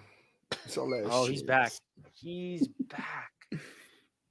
It ain't just Dolphin fans that are broken. It's the Dolphins that are broken. It hurts. Wow. That one hurt. But at least you have TD to say Super Bowl and is going to pretend on this show, at least, not his other shows, man, that everything's okay in Super Bowl. You know what? They put me in a corner. I'll just take a playoff win at this point. I'll just take a playoff. All right, man. All right. So remember, I'll take a playoff appearance. Hey, TD. So please remember this episode. Okay, so in August, when we're getting to that training, don't mean we're not going to. I the better Super hear Bowl. you say rather than Super Bowl. And so rather than you saying Super Bowl, I want you to say playoff. No. They still don't mean we're not going to win a Super Bowl, but I'll just take the playoff win first. That's what you got to do to win. TD, if you guys win a playoff game, do you think you would that be like an emotional thing for you? Would you like because you've never had like a really like emotional moment, only just bad emotional moments. But would that be like one of those moments where you just might just cry if you finally win a playoff game? I think if we go to the Super Bowl, that'll probably get me. Winning it, I'll be no good. But going to the playoffs and winning a playoff game, I don't care. I don't care about winning no playoff game. I'm trying to do better than that. I mean, you know how many times, even though we don't do it, you know how many teams, like look at Buffalo. They win playoff games all the time. You think they happy? No, we're not. You see what I'm saying? That's it, man. No. Richie, would you if the Jets ever made it to the Super or won a Super Bowl, do you think you'd like break down emotionally? Like if they won a Super Bowl, bro. Like if they literally won a Super Bowl. Bro, I'm telling you right now, we make the playoffs. You'll see a tear down my face, bro. Like it's 13 years. No. It's been 30. Did you guys not see me? I literally was laughing at myself because I saw my reaction of Aaron Rodgers throw a preseason pass to Garrett Wilson, and it made it look like he just threw a touchdown pass in the playoffs. How excited I was. So if you guys know me as a fan, you know I overreact over the littlest things. So to answer your question, Tyson, yes. But that would not be good if they made the playoffs. For me, I'd probably have to win one just because I feel like if we made a Super Bowl, I think that I would just be flooded with pure anxiety that we might go 0-5 in Super Bowls. So I feel like I would need to win one for me to tear up. That makes sense though. I'm trying to figure out what would actually make me cry regarding this franchise. Honestly, I'll cry if we get Caleb Williams. I'm gonna be honest with you. And that would be crazy because of how many times we've won it. But the only time I've actually ever cried was when we lost in 2007. The helmet catch broke me. It broke me. But it broke you. As far as like emotional, I was really emotional when we finally won against Seattle. When we won that Super Bowl, because I honestly thought we could be sitting there having lost 3. I don't know if people understand this. We were on the brink of losing 3 straight Super Bowls, bro. And now the legacy of Brady Belichick completely shifts.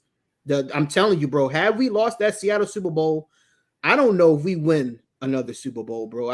And the Falcons one was more of just a shock. I was in just utter shock. I didn't know what to think. The Rams one was just like, I wasn't really emotional after that one because I knew we were going to win. But as far as emotional moments go in sports, for me was when the Red Sox beat the Yankees in 2004, and when we lost to the Giants in the Super Bowl.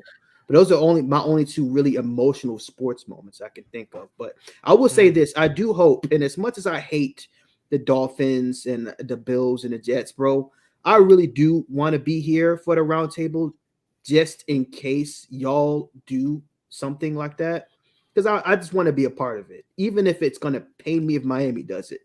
But I think it just would be a special moment for all three of you, because out of all three of you, I think would just be emotionally just broken. Like, I just want to know what it you feels guys are like, going. man.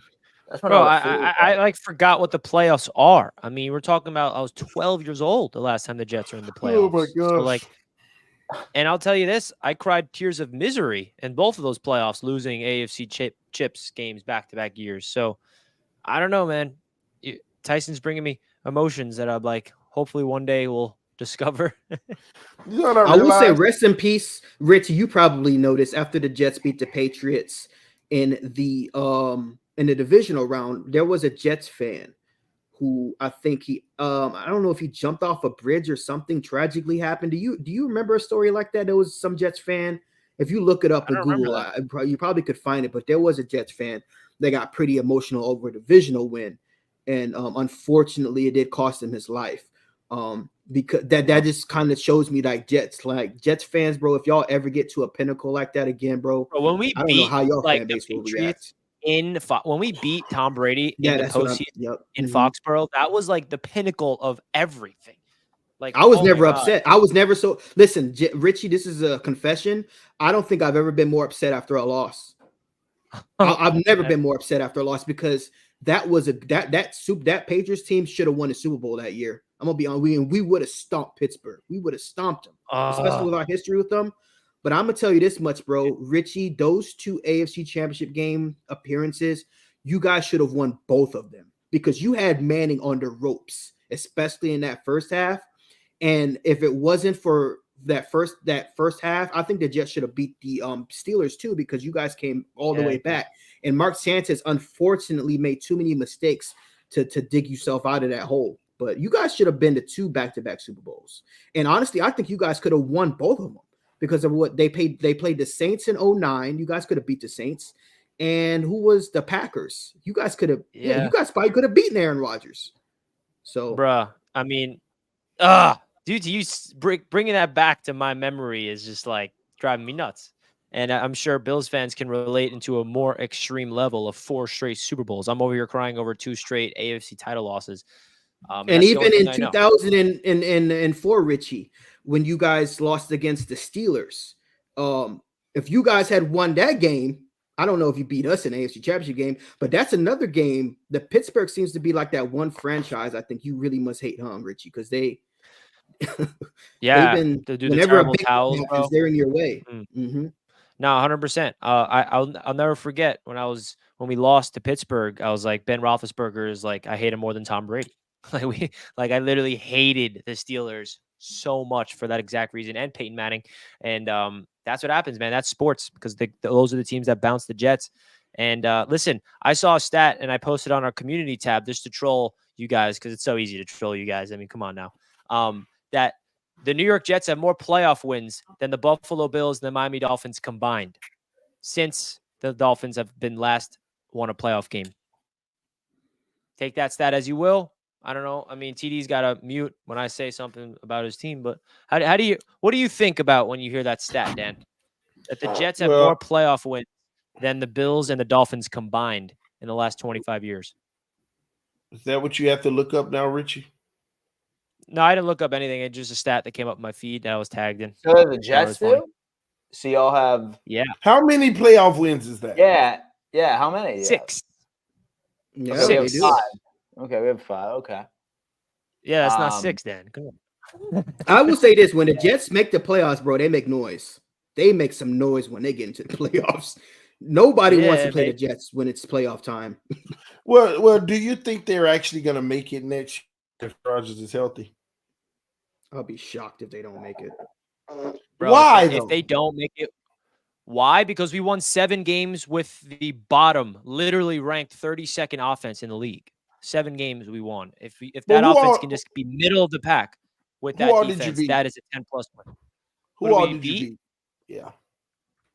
Who do we beat? We made CJ Stroud look like an absolute bum, which he's not. We made Patrick Mahomes look like a bum, which he's not. We made Josh Allen look like a bum. We literally turned that narrative that you all took on our defense. Y'all beat nobody. Y'all beat nobody last year. Well, this past year, we made every single good quarterback look bad. And Well, I'm just saying, which 7 teams games. did you win? Which teams? Which 7 wins? We beat the Bills. I mean, I got to recap the whole season. The Bills, the Patriots. Broncos, the Eagles, the Patriots. I mean, just you can't really count our win, Richie, and it's not counting the Patriots on this. That's one of the That's 7. last game of the season. Oh my gosh! You beat the Dolphins? Commanders. No. You got swept. Sorry. Go ahead. The Commanders. I mean, okay. Is that what we're doing, TD? No, Denver, Philly, the Giants, Houston, Washington, New England, Buffalo, Denver. So 4 quality wins or 3? 1, Buffalo, 2, 3. Buffalo, I would say 3, Houston. and like you look at that Kansas City game, we were right in that game. Like, don't forget that was a win. An L is an L, but there's no the reason the Jet season went to shit is that 1, 2, 3, 4, 5 game losing streak in the middle of the season where we lost to the Chargers, Vegas, Buffalo, Miami. That was the season ender, and that was with our backup quarterback, right? Like we don't know what this team looks like with Aaron Rodgers. We just don't, and no one knows. I Richie, don't know. you're getting. The Jets are getting new jerseys, aren't they? Aren't you, the 4 years is up? Y'all finally get the new. Do you know what the jerseys are going to look like? Are they going back to the throwbacks? Yeah, it's going to be the throwbacks. This jersey I have right here, the Brees Hall one. It's going to be the Kelly Greens this year. Yeah, we saw them this year. We wore them week 1. We wore them and then against the Chiefs. So we wore them twice this past year, and that's the rumors. We played like shit with those new uniforms. Y'all should go back to the 2000. My favorite, I like the Jets uniforms, but I think the best jersey y'all ever had was 2010, bro. When y'all went on them runs. Yeah, I love those away ones.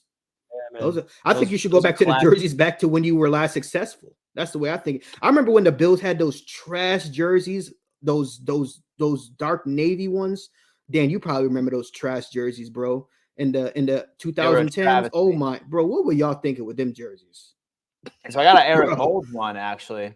And so an Eric Moulds one of that exact same color scheme. It was fucking disgusting. Man. And TD, y'all need to go back to y'all throwbacks, bro. I'm gonna be honest with y'all need to go back to them throwbacks. You're muted. That's what everybody keeps saying. To go back to the throwbacks, man. That's the best look. That was you guys' best look. I don't know if they ever will, though. I mean, I think one day the outcry is gonna just be so long that they are gonna be forced to. But it might be when we get a new owner. He wanted to rebrand and do everything. Stephen Ross wants his stamp as that logo that looks like a limp dick. He wants that to be his legacy, which I don't understand why you ever changed that logo in the first place, because that's one of the great all-time sports logos, especially the 1970s logo that you guys had. And me personally, I think we have the worst jerseys in the league. Yeah, I feel like the Patriots, would be a good timing for a rebrand.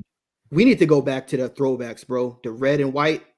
Honestly, that wasn't a great era. It's winning wise, but I think with the jerseys that we have now, the Smurf jerseys, bro, they are terrible, bro.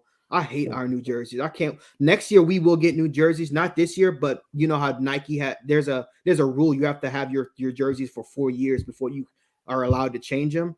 And from what I know, from all the intel I've received, this is going to be the last year we get to see them trash ass jerseys. So, I feel like honestly, it would be a good. We all should go back to our throwbacks.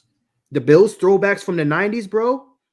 Those were nice, man. Even the jerseys you have now, they have a little modern thing to them. Even the old Buffalo Bill logo from like the 70s and from the 70s. I heard a lot of Bills fans like that old logo with the red buffalo. So yeah, I mean, I agree. I think the throwback uniforms for all 4 of our squads would be very smart. I mean, the Jets are doing it. I know the Dolphins fans are pounding the table for it.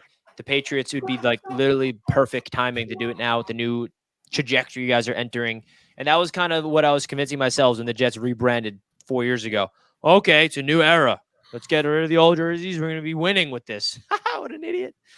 So maybe that'll be the case. Who has the best jerseys in the league? If you had to pick one team, Who do you think has the best jerseys? Best in the league jerseys in the league? I Gotta be the gotta admit, Miami. I love the Chargers. I do like the Chargers a lot. I do like Yeah, the those Chargers are a lot. sick. Dolphins all orange. All I hate, orange. okay, I do hate the creamsicle for Tampa Bay. I hate Oh that my one. god, bro, those are the worst. I hate the creamsicle jerseys for Tampa Bay. Actually, who's my favorite uniforms? The Ravens. I like the I've Kelly always green loved for the their uniform. Eagles. I love the purple and the black. The Ravens have nice ones. Purple Yeah, and black is so sick. And they're also and so I like the iconic Kelly too. greens. And so I like, I like with the Kelly greens. I like the Oilers throwback as well. Oh, the baby blue. Yeah, that's tight. My favorite, like I said, I'm old school, so I like the Browns, bro. Not the shit that they have now, but even their new ones, their away jerseys are really nice. I've always liked the Steelers, like they never changed. The Browns, Raiders. you know, the Raiders are classic, bro. I just love classic old throwback jerseys, man. The teams, you know what I mean? It's dude, it's weird too, man, because like as a Bills fan, bro, I have been fucking hammering the table for us to bring back the red helmets. I want the red helmets back so bad. We haven't had them in absolute years, and it's driving me nuts. I need those red helmets back with all of my existence. And you know what was weird too? This year, for some reason, we never wore the throwback helmet for the Buffalo Bills this year. I did notice that. We did not once wear the standing Buffalo helmet all year, which is weird. In fact, I got to hit Twitter and ask, why didn't we ever wear the throwbacks this year? Y'all weren't worthy of them. That's why. You lost to the Jets. Get out of here. The Jets without Aaron Rodgers. 4 plays. But anyway, man, listen. We're trying to poke the bear over here. It's not going to work, TD. But Richie, you live in a state of delusion. First of all, the Jets ain't winning more than 8 games next year. I can't wait to go back to a Jets game to witness misery in whatever form it comes in this year again. Oh, is that your calming tea? Oh, let's see it. Yeah, because you gotta get that calming tea. I mean, listen, I like tea. I'm not slandering no tea, but hey, there's a reason why you need that calming tea, because those Dolphins do no. You're a hater. You're a hater, Richie. You've been born. I'm a hater, but I was right. Right about what? Right about what? About the Bills. The Jets going to the playoffs? Yeah, with Aaron Rodgers, bro. I was saying that all offseason. But y'all ain't making the playoffs next year either. You know it. Now, why do y'all have y'all hoping just one guy? Did you like ask me my even thoughts of this year? You're like presuming and throwing words in my mouth. Like that's what you're doing right now. Like when have I ever said anything about this upcoming year about the Jets yet on this show? What do you think your record's going to be next year? What do you think your record's going to be next year? See, I mean, listen, I am at a stage now where I have no idea. And I'm being completely honest with you. Like I have no idea what schedule. You see the teams you got to play, right? I don't know what this team looks like with Aaron Rodgers. If Aaron Rodgers played 3 games and then tore his Achilles, I'd probably have a better idea. We saw 4 snaps. Like all I have is a preseason touchdown to look at to Garrett Wilson that no one cares about. It's preseason. That's the only Jets footage I have of Aaron Rodgers. So it's just completely unknown. But if the defense continues the trajectory of getting better, which they've done under Robert Saleh, the one thing he knows how to do is coach a defense, and the offense can just be middle of the pack, literally 15 to 20 range, I think this team can win 10-plus games. 3 more games than last year, 100%. So how would you order the AFC East next year? I mean, listen, you're putting me in a tough spot, right? First of all, that's right. These questions need to be asked after the offseason acquisitions. I need to see free agency. I need to see the draft. I need to see how the team looks because I want to see what the Dolphins do. I want to see what the Bills do, the Patriots and the Jets. But I'll say this, man, 10 wins is like the bare minimum of what us as a fan base is expecting. Playoffs is what we're expecting, really. And I think that 10-win margin can get you in. It could also not get you in because of tiebreakers. 11 wins will kind of clinch that playoff berth. So it'll be interesting to see. But just to answer your question, TD, I was broken. I'm a broken man still. I've never had that much high expectations for my Jets team. And like I said, it wasn't expectations just internally of our fan base. It was external expectations. that I was not used to, that the Jets team was not used to. Everybody, national media, was picking the Jets to win the Super Bowl. We have proved nothing yet. I didn't like it. I fed into it, obviously, because I'm not used to it. But I think this year is going to be better for the Jets, TD, because people like you and the national media are not going to be picking the Jets. We're going to be that underdog story where we're more comfortable. So that's what I'm hopeful for. So keep doubting us. Keep saying we suck. Keep saying we're going to win 6 games. It's exactly how I ain't saying that. I'm just saying you got a much tougher schedule next year. I mean, We I play honestly much can't take tougher you seriously teams. talking about the Jets because I don't think I've ever heard you say one nice thing about the Jets on this show. But when I turn on TD Finn's talk, you keep it real because, like, all I've you do said is take nice things. I've said nice all, things about the Jets. but your analysis on Sauce and Quinnen just makes me believe that you're a blind hater because They're you did not elite prove one thing players. factually. Okay, You didn't they're say one elite thing players. factually about Sauce and Quinnen. That's like, yeah, he has a point. Not They're yet, at least. elite players. They're just not better than the people I name. But I do say positive things about the Jets. And one thing positive that sticks out, you beat Buffalo. That's nice. We'll do it again next year. I mean, but you won't beat us. You'll get swept again. I hope we will. I think we will. I think we will with Aaron Rodgers. I definitely think we will. But we have the superior roster, at least as of right now. Yeah, but we'll have the superior quarterback and the superior defense. We don't know that. We don't know that at all. Dan, what about you? What about you, Dan? Do you see the team regressing, improving, or staying the same? It's the Buffalo Bills or the Jets? Bills. Staying the same. And so, in my opinion, I mean, it's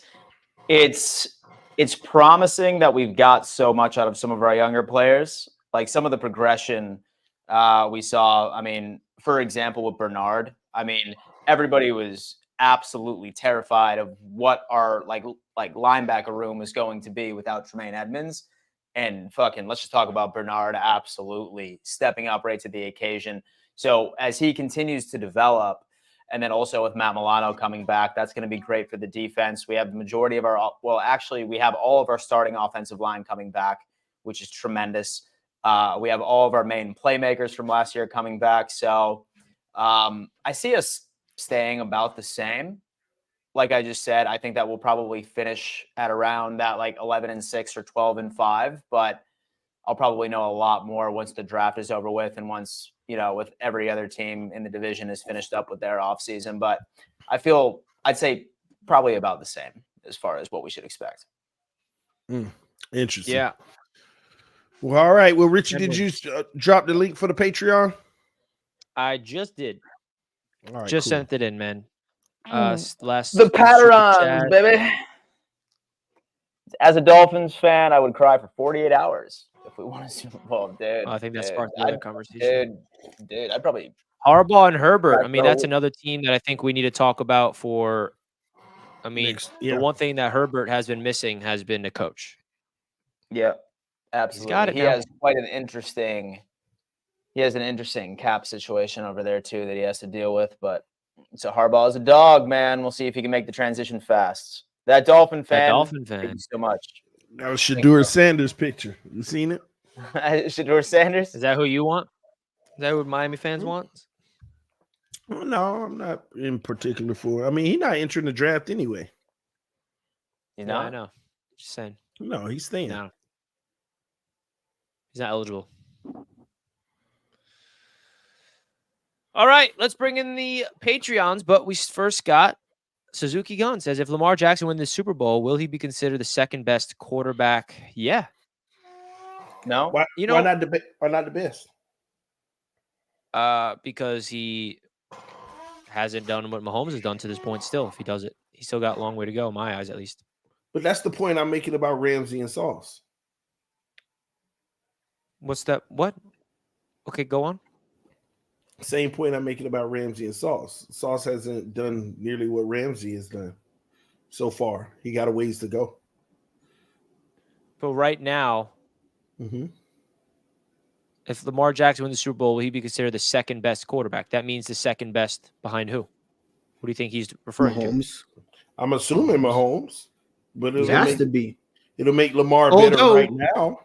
Although I'm going to put him above Mahomes, and I'm going to tell you why. Because they've never faced in a playoff, and he would have that tiebreaker. He beat him in Yeah, facts. game. And Lamar Jackson is about to have his second MVP. Mahomes has 2 MVPs. Lamar Jackson will have 2 MVPs.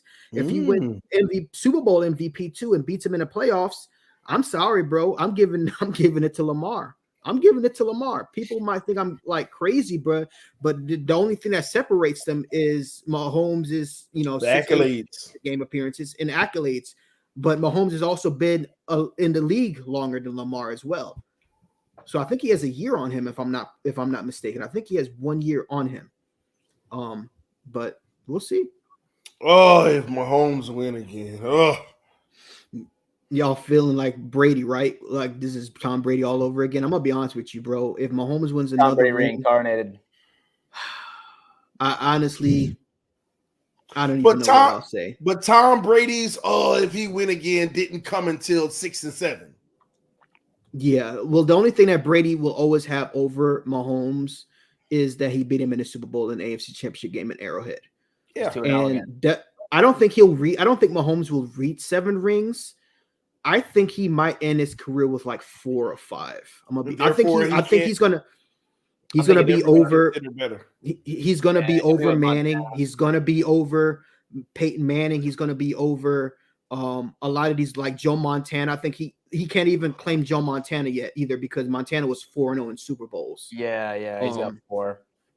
Yeah, the only way to be considered better than Brady all time, you got to at least get one more than him because he beat you head to head.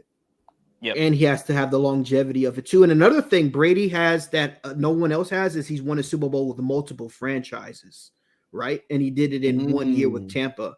So is he the only QB goes to the greats, yeah, he's the only one because Montana never did it. Montana played for the Chiefs. He got him to the AFC Championship game, but he never won. Terry Bradshaw only won with Pittsburgh. Aikman only won with Dallas. Wow, so that means Manning did it. Peyton did it. Peyton Manning. Denver. Peyton did it with the Colts. And he actually did it twice. He beat Brady twice in the AFC Championship game with the Colts and with the Broncos. So honestly, I still have Brady, Manning, Montana, and Mahomes. Those are my 4 greatest quarterbacks of all time. Mahomes can leapfrog them all if he continues this trajectory of winning Super Bowls and with stats wise. But right now it's Brady, Manning, Montana, Mahomes. And it's crazy that Mahomes is already in my top 5. And I don't like Mahomes. I respect his game. Brady, Manning, Marino, Mahomes. I knew he was going there. I will say this, and I've always stood steadfast on this, and I'm always going to stand fast on this. Is the fact that I think Marino, even though he never won a Super Bowl, I think if Brady never existed, meaning if Brady never was born, Marino would be is probably the greatest quarterback of all time because of the era that he played in, the level of difficulty who he had to go through. I honestly believe what really held him back was the fact that they didn't give him a Hall of Fame cast, and the defense was always really bad in Miami during those years. So if you're going, so with that line of thinking, why wouldn't you say that Jim Kelly was better since he made it to 4 Super Bowls? Jim Kelly was a great quarterback, but those Bills teams of the 90s were so great. Yeah. The thing that couldn't bring them over the hump was they were unlucky to face some of the most nastiest defenses in the NFC East, because you had to face Belichick's Giants defense with Lawrence Taylor. You had to face that Washington Redskins defense too. Like that Redskins defense was nasty. And then you had to face the triplets of the Dallas Cowboys, and even their defense was they have tons of Hall of Famers on that defense. The Bills just got really unlucky of who they ended up playing in the Super Bowl. But had the Bills, I'm telling you, if the Bills had won that first Super Bowl, we'd be sitting here right now talking about, is Jim Kelly one of the greatest quarterbacks of all time? Jim Kelly's still it's probably in my top 10. He's probably right at 10. But it's just so many great quarterbacks, bro. Like Brett Favre is also one of my favorite quarterbacks, and I think one of the greatest quarterbacks of all time. Aaron Rodgers, who I'm slightly now moving Rodgers above Favre, based off of preference because of the shit that Brett Favre has done off the field, where I'm just like, you're just too much of a shit human being, and I don't like If Aaron Aaron Rodgers won a either, Super Bowl with the Jets, with the Jets, hypothetically, where would he go? He'd be top. Well, he automatically. Honestly, if Rodgers won a Super Bowl with the Jets, I'm scooting him into my top 5. Go, bro. He's going to be number right 1. at 5. Are you kidding? He'll be 5. He'd be right at 5, though. Why would he be right at number 5. 1, Richie? He couldn't It's be a number total 1, joke but- because of what Bro. Tyson just said. He won a Super Bowl with the Jets. Do you hear that? Like, Yeah, come on. man. He's That's like automatically absolute- he's top 5 though. He's top 5 because he's won it with 2 separate franchises, bro. That's not something to just lurk at. He joined Manning and Brady, and at that point, I'm putting him at 5. We ain't got to worry about he's that already in my- hypothetical. You ain't got to worry about that hypothetical. A-Rod, Josh do Allen. something. Josh Allen needs to win. 3. Oh, God, this is so hard. Josh Allen needs to win a Super Bowl first. He has to get. I just over want that. one. And so I just want one. And so I need 2 or 3. I just need one. He'd be the greatest Hey, quarterback in you gotta Bills get to history. win one, though. I just want one. Hey, but that's it. what about my favorite stat? And then we can move on to the Patreon members just from Super Bowl winning quarterbacks. My favorite thing about the New York Jets is Joe Namath has more career interceptions than touchdowns, but he's got a Super Bowl, baby. That's all that matters. That's why he's the GOAT. Joe in Namath. Jets I world. watched this documentary. That That's why he's the man GOAT in is Jets land. probably the toughest quarterback outside of Terry Bradshaw in the history of the league. Him and Marino yeah. too. Marino, Joe Namath, and Terry Bradshaw, bro. Some of the hits that they took in that era where we're protecting the quarterback. Yeah. Joe Namath, bro, he was a hell of a quarterback, and he's gonna forever be a legend just based on the fact that he won a Super Bowl in the era where the Guaranteed a Super NFC. Bowl. Well, he's the first AFC because at that point the AFC was looked at like a minor leagues. No one took any AFC team that made the Super Bowl seriously because the Packers dominated that era. So for him to do it, and Colts he were did it 3 against touchdown favorites over the Jets. he did it against Johnny Unitas. He do it against Johnny Unitas. It was the Colts. Johnny Unitas is also one of the greatest quarterbacks of all time. So Namath is always going to forever be a legend, bro, because he played an era where I saw his documentary, man. I ain't gonna lie, bro. It was really emotional watching that, bro. See some of the hits that he had to take back in that era. I have just so much respect for quarterbacks that played in that era, bro. That's why I elevate Dan Marino over a lot of these quarterbacks that are playing right now, just based on the fact that the quarterback just wasn't protected. You know what I mean? Mm-hmm. I don't know. I'm gonna be honest with you. I don't think Tom Brady could have survived in the 70s and 80s. I just don't think he could have.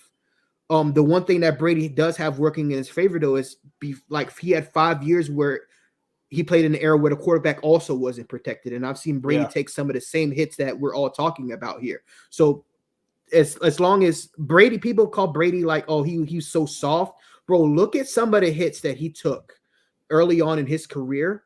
I'm telling you, man, Brady, he probably could have survived in an era, but the 70s, the 60s, the 70s, and the 80s, that's a completely different He story. maybe wouldn't have played to the age he played to. Oh, hell no. He would have definitely cut that by at least 5-6 years. So he benefited off of the fact that a lot of these rules changed right when he started to hit his peak in 2007. Yeah. Where the NFL started protecting a lot of these quarterbacks. So question real quick before we go to Patreon, Tyson, Flacco, he got a Super Bowl, but we know he ain't better than no Marino, right? No. If Josh Allen won a Super Bowl, does he go above Marino? No. How many would it take? I think Allen needs to win 2. Because he can have a run where he wins a Super Bowl, but Marino was just so dominant during his era, passing wise. I don't know if Josh Allen could have survived his era being taken the hits that he's taken in this era, because Allen is very protected. People don't understand this. Allen is a very protected quarterback. A lot of hits that he takes, other quarterbacks don't get flags for, which is why I just think Allen. I have a lot of respect for Josh Allen, but I do think if he wants to be more respected, I don't think he should be crying and flopping like him and Mahomes. I think if he wants to separate himself from Mahomes, bro, you're a big dude, bro. You're one of the biggest quarterbacks I've ever seen, bro. There's no use in crying for stuff and flags and late hits and flopping. I just think that's people frown upon that type of shit. You know what I mean? I think he doesn't have to do that. So, but Josh Allen's talent is one of the greatest I've ever seen in this league. But for him to elevate over Marino, he has to win at least 2 Super Bowls, and he has to do it where he's carrying the team. But the Bills are not winning a Super Bowl unless Josh Allen carries. He'll never be better than Marino. Then I just wanted to make sure. All right, he'll never be there. People all over the sports media say that Josh Allen is the second best quarterback, but he hasn't done anything like Lamar. I think Lamar. I mean, they're 2 completely different quarterbacks. It's hard to compare the 2. Yeah, here's the deal, okay? And then I will not rest. I will not rest until I convince everybody that wins are not a quarterback stat. Okay, when you look at, but what about MVPs, Dan? What about MVPs? Does that have anything to do with it? I mean, his first one he deserved. Yeah. Okay, his first one he outright deserved, right? This year he's likely going to get it. Deserved it. I mean, he's middle of the road in, I'd say, every single metric. What metric are you talking about? Passing attempts? Yeah, I mean, rushing attempts? Touchdowns, yeah, dude. I honestly, it might sound like a hater, but I don't think Lamar Jackson and Josh Allen are even, like, it's not even a question. Lamar Jackson's better. I mean, based off a career to this point. Lamar is better, right? What has Josh Allen done in his career, Dan, that Lamar Jackson hasn't? He's led the league in total touchdowns the past 2 years by itself. He's a scoring machine. Mm-hmm. Okay. He doesn't have an MVP or any wins. But those a lot of it like has to do. If it's not to do with lighting it up the league to be the league's best, like Lamar is about to be the league's best for the second straight time. So I think context is super important. This is the first year that Josh Allen has ever he's never had a run game until this year. First off, he's never had a supporting cast of the run game by itself. That's number 1. Number 2, he scores more. If you were to plug and play Josh Allen on the Ravens, on the Chiefs, he would have 2 rings right now.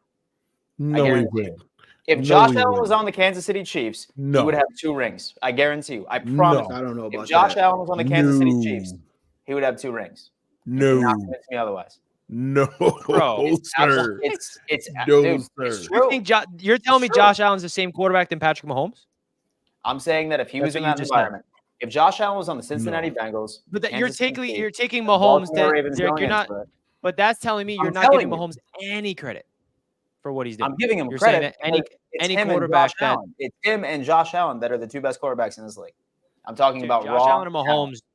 Okay, Lamar Jackson, we can have a debate with, but Mahomes and Josh Allen, that's squandered. I mean, that's not even close. They're right there by each other, and the only reason that you're putting him that high on the pedestal is just because of the rings that he has, and wins are not a quarterback stat. The only thing that you were like, oh my God, Pat Mahomes so much better than Josh Allen. The only thing in your mind is his Super Bowl rings, which is a team accomplishment. It is not a quarterback accomplishment.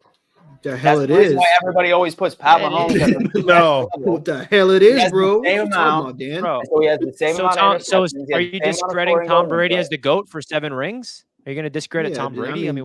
This discredits Joe Montana and a lot of quarterbacks that win a lot. Dan, I'd argue that Josh Allen has had a better roster than Patrick Mahomes.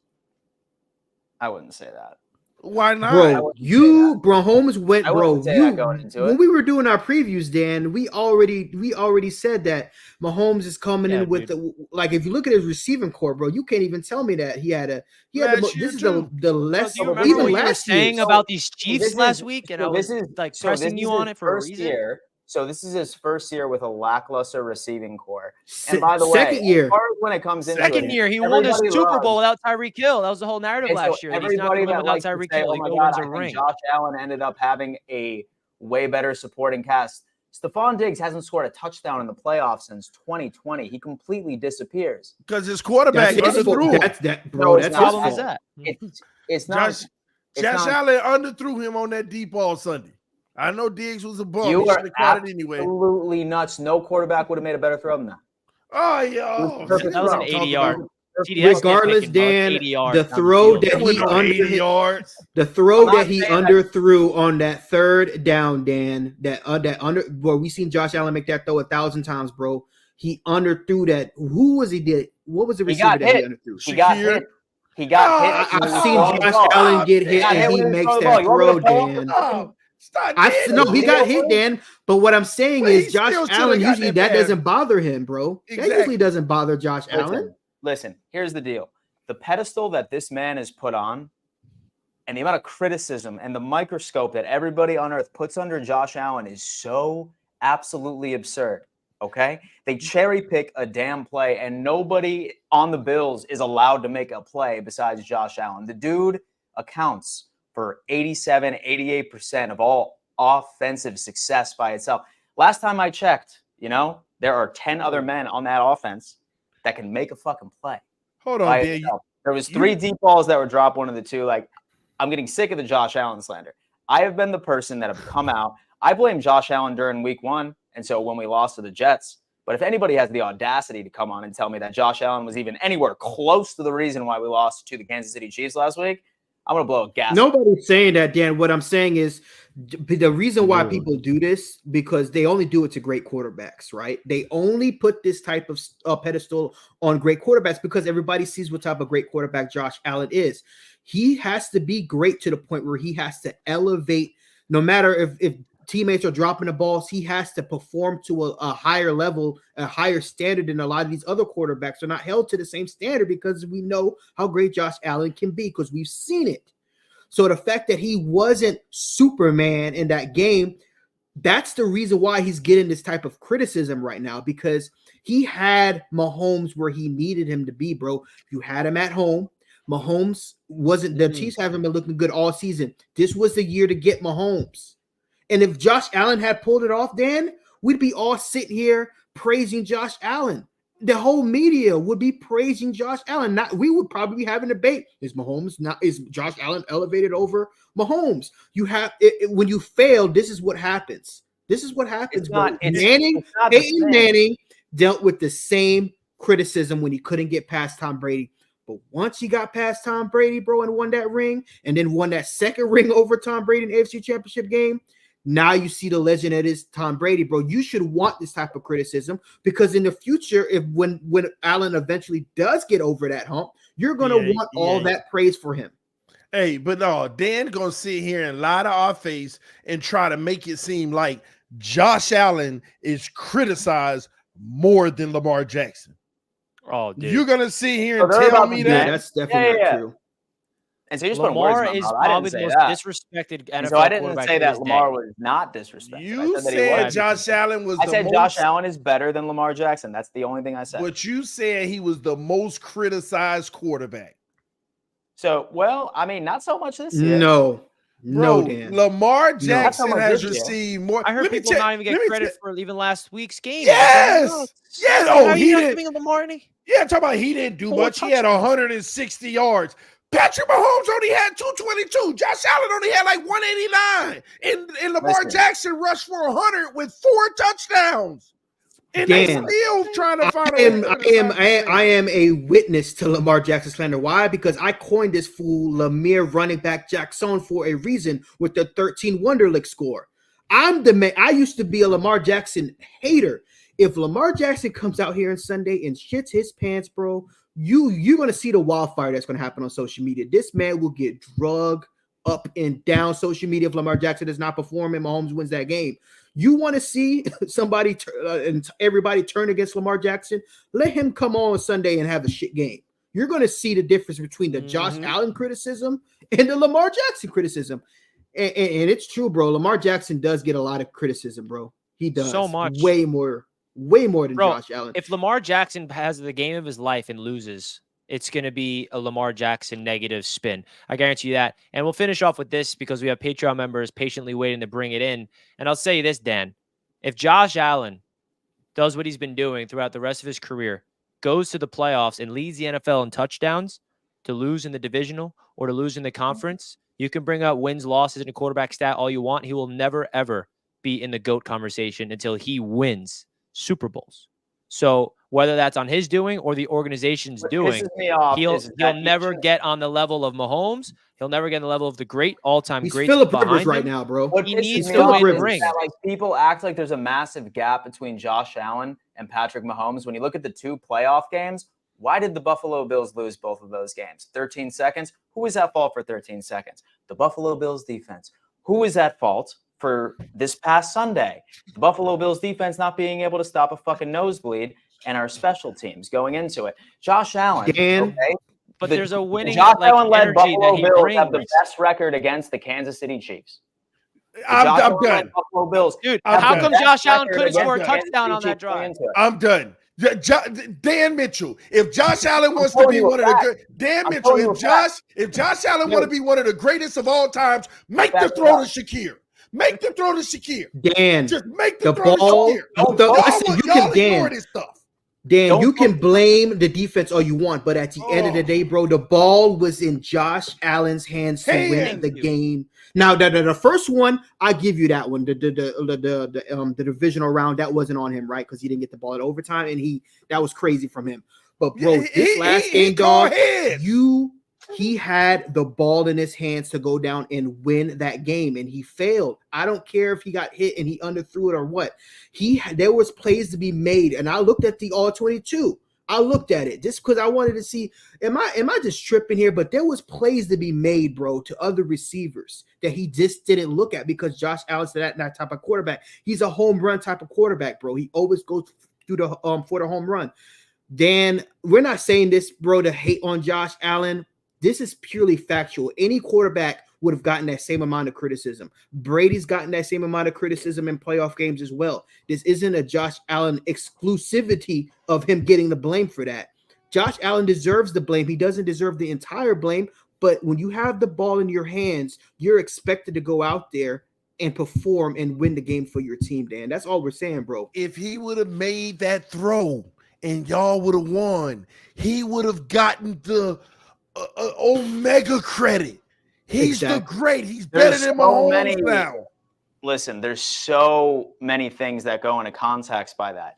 If the 3 deep balls that he threw a perfect throw to, if one of the 3 were to be caught, then this game, we would be having an entire different conversation. You know what greatness requires? 4 to be made. 4 of them to be great, not just those 3, because those 3 didn't work out. The greatness required 4, Dan, and he couldn't give you the 4. He gave you 3, but he couldn't give you the 4. I'm sorry that he didn't possess Trent Sherfield twice and Stephon Diggs the second that he released the ball. This is all about Shakir. This is all about Shakir. I hate to bring this up. This is the last thing I'm going to say. I'm gonna kite back to Tom Brady in the AFC Championship game in Arrowhead. Brady, bro, he converted on 9 straight third downs. Not at the end of regulation, Mahomes went down and kicked the field goal, went to overtime. In overtime, bro, there was 4 third down and 9s in Arrowhead with lasers from fans shining in his eyes, bro. And he did not miss a single throw. And it was tight coverage, bro. That's what separates greatness from what Josh Allen did. You don't get criticized for that. You don't get criticized. And if Brady didn't make one, and if Brady would have missed just an inch, we would all be sitting here. Mahomes is the GOAT because Mahomes would have went to the Super Bowl that year and they would have won it. And now Mahomes has something on Brady. That's it's a game of inches, bro. You got to be able to make those tight window throws. And Brady did it. Go back to watch that AFC Championship game. It's probably the greatest game I've ever witnessed. The greatest quarterback performance I've ever witnessed. And Mahomes was spectacular. But you know what separated that game? Mahomes was trash in the first half. He was garbage. He didn't put up a single point in the first half. As great as he was in the second half, had he even been a little 50% of the first half, the Chiefs would have ended up winning that game. But I'm just saying, Dan, at the end of the day, you know how this game is played. Like, you're a social media mogul right now. You know what gets the clicks. You know damn well that if your quarterback doesn't perform in these games, bro, and doesn't make a throw, you know what's going to happen. And if it went the other way, you'd be sitting on here right now talking about how great Josh Allen played. Did you see that throw he made? Come on, bro. Shakir. Now, if Josh Allen would have made that throw to Shakir and Shakir would have dropped it, greatness of Josh Allen. And it's a shame on that coach and that roster he put around him. But it requires you to be on in a big game like that. It requires zero room for error for the greats. Zero room for error. Did Josh have a great game? He had a hell of a game. Josh carried the team 98% of the game. That 2% came back to haunt him. That's all it is. And Brady threw 3 interceptions in that game, by the way, that I'm referring to. If Josh Allen had thrown 3 picks or 2 picks early on, and he ended the game with that touchdown to Shakir to win it, bro, who would have cared about the picks? No one would be exactly, bro. No one would care. We would have trolled about it. That bum still threw picks, but you know what? He put him on his back at the end, bro. That's what it come down to. It ain't taking nothing away from Josh, but that's what the expectation of greatness is. We're not talking about the middle of the road quarterbacks. I mean, you should be flattered by this, to be honest with you, because he even mentioned to even be that close to being one of the greatest. It's just that when you come up just that short, yeah, you weren't the reason you lost, but you also didn't go take it. At the very end, he didn't take it, and it was there to be taken. That's all we be trying to say. Was it there for him to take it? Yeah, it was there for him to take it with Sherfield. Sherfield missed. Was it? But every time you got an opportunity to take it, greatness snatched it. Tell me when Mahomes ain't snatch it. Tell me the moment Mahomes didn't snatch it. And so y'all are acting like Pat Mahomes wasn't going to march down the field and score a touchdown with 1:45. We don't know that, bro. And even if he did, Josh Allen would have left the game flawless. That is true. If let's say Josh Allen hit Shakir for the touchdown and Mahomes would have ran down the field and then we would have been like, well, Allen did what he could. Yeah, Allen did what he could, bro. I'm being honest, bro, because that's what happened when you lost to the Chiefs the first time. Nobody criticized Josh Allen in that game because he was just so great at the end of that game, where it just really was a coin toss that beat him. It wasn't even Mahomes; it was a coin toss. And then the sad reality of it all comes down to 10 years from now, people look back at history. They look at they're not gonna go over the details. They're not gonna be like, well, nobody's gonna look at context. This is just how history works for the NFL. They're going to look at it. Lamar Jackson is about to get his second MVP. Lamar Jackson's going to have 2 MVPs. Patrick Mahomes has 2 MVPs, 2 Super Bowl rings, and 2 Super Bowl MVPs. Lamar Jackson could potentially win a ring this year. So, in my opinion, just looking at it across the NFL landscape, that's how I look at it. I look at the quarterback that has actually got those accolades that's entrenched in NFL history for years and years to come. The one thing that can save you, Dan, I look at Josh Allen, that can save you. The one thing that can save you, Dan, right now is the NFC winning a Super Bowl. If Brock Purdy wins a Super Bowl, bro, because no one's going to give a damn. If Mahomes goes out there and goes to another Super Bowl, he stinks it up in the Super Bowl, people aren't going to really care about what Josh Allen did. People are going to look at Mahomes, look at what he cost his team a Super Bowl. Now he's 2-2 in the Super Bowls. So at the end of the day, this could work out in your favor. I don't know, though. If you think about it, they still going to bring it back up. This was your best chance. Because he was vulnerable. Let me just say this last thing. We got to move on. We've been on one last thing, Richie. One last thing. In conclusion of all of this conversation, Dan, y'all need to trade Josh Allen and draft a quarterback. It's that simple. Hysterical. That's it. Real last thing, especially since my quarterback was just getting roasted. So I believe that I get the last word. Not roasted. He's great. Hey. He's amazing. They call us Skip Bayless. It's my turn. No. Okay. All right. Last time I checked, there's 52 other people on an NFL roster, and Josh Allen has been asked to put this entire team on his back his entire damn career. All right. That's all I'm saying. Move on. I'm done talking about it because I'm not going to change anybody's mind on this panel or in the chat, but I know it's true. Change his number to 98%. God's Child with a $10 super chat. We appreciate the super chat. We're sorry for the delay. The read of the super chats. We just got into a heated argument. God's Child with the $10 says, as a Miami native, I'm done with the Dolphins front office. Start from the top. Sell the team to the Miami Heat owners. They teach discipline and hard work and draft tough players and develop them. Damn, bro. Miami Dolphins fans. Wow. That's what I have to say. You guys are. We're not happy right now, bro. It's a bloodbath on Twitter. I don't blame you. I don't blame you guys. I haven't even checked. Tyreek out here lying and all kind of craziness going on. Oh, yeah. People all over bring the that up. media say that Josh Allen is second best QB, but he hasn't done anything like Lamar.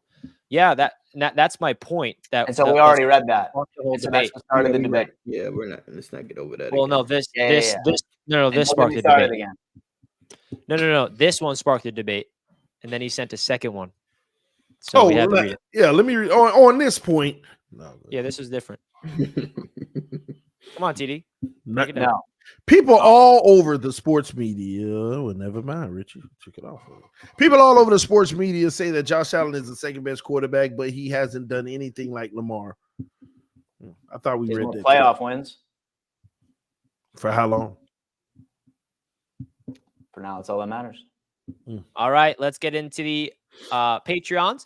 Guys, if you're enjoying the show, don't forget to hit that like button. We greatly appreciate that. We're about to bring in the great Patreon members who have been patiently waiting. We have 500 people watching right now with a total of 271 likes. Let's get this up to 500 likes, folks. If you're enjoying the show, we appreciate you guys. Let's get into the Patreon. First caller is in the house, Mr. Izzy. What up, baby? How you guys doing? What up, man? Hey. Yeah, that debate there about Lamar and Josh was pretty cool, but let's not get it twisted. Josh is better than Lamar. It's not close. It's not close. Disagree. No, you can disagree if you want to, but that MVP season, he had 4,300 yards, 44 touchdowns. The very next year, Josh smacked that. So it was one of the weakest years. It was one of the weakest years for quarterbacks in the last 15 years. He won. Lamar Jackson goes out there on Sunday and puts up 4 touchdowns and runs and just absolutely destroys them, and he wins the Super Bowl. I don't ever want to hear this debate again, bro. Well, you're gonna hear it again because a couple of games doesn't change anything. Yes, it does, bro. Winning a Super Bowl changes telling me everything. Lamar. All right, Trent Dilfer's better than Dan Marino. Something that the Bills and Josh Allen can't do. You have nothing to stand on. That's what that is. No, I'm not. I'm not kidding you. Trent Dilfer is not better than Dan Marino. Hey, with that logic, that does equate.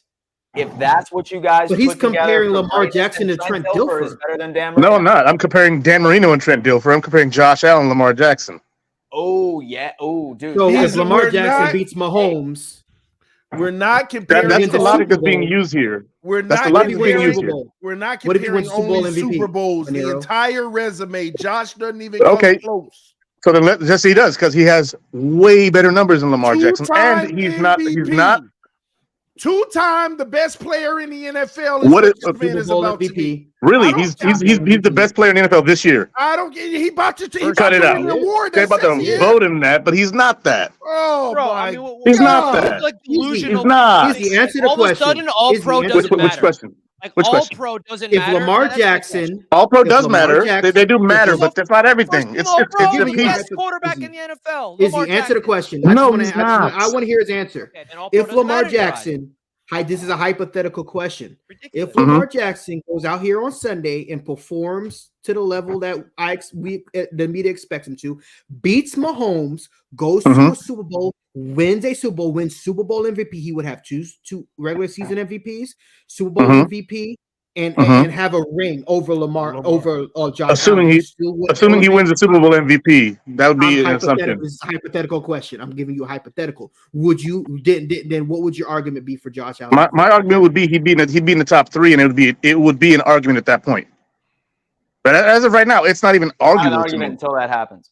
It's not even an argument to me right now because Lamar Jackson has nowhere near the amount of scores as Josh Allen.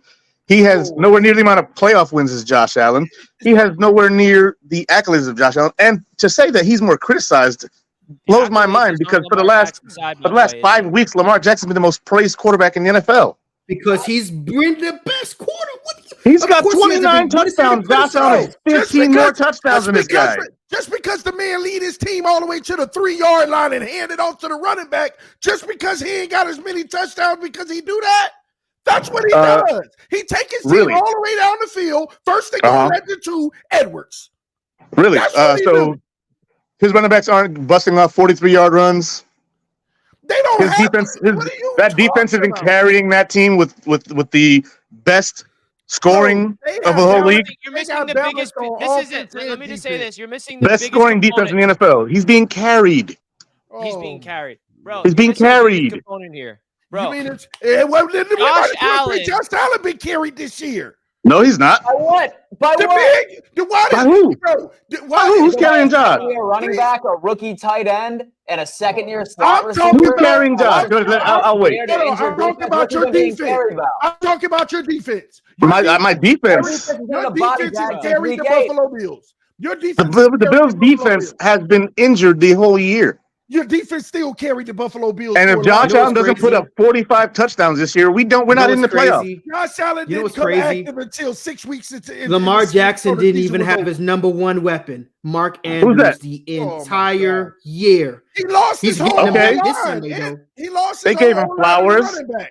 They gave him Flowers. He's got one of the best O-lines in the league. They gave him OBJ. Flowers is a rookie, bro. Flowers is a rookie. Nobody expected Jay. Bro, he made Zay Flowers. What are you talking about? Izzy. What do you mean he made Zay Flowers? Izzy. Zay Flowers is a rookie. That'd be the first receiver he made. He's never made a receiver. Zay Flowers is a first-round rookie, bro. First of all, exactly. He's a first-round rookie. Look at Puka Nacua. Izzy. He's a fifth-round rookie. So what? Name one accolade Josh Allen has over Lamar Jackson. One.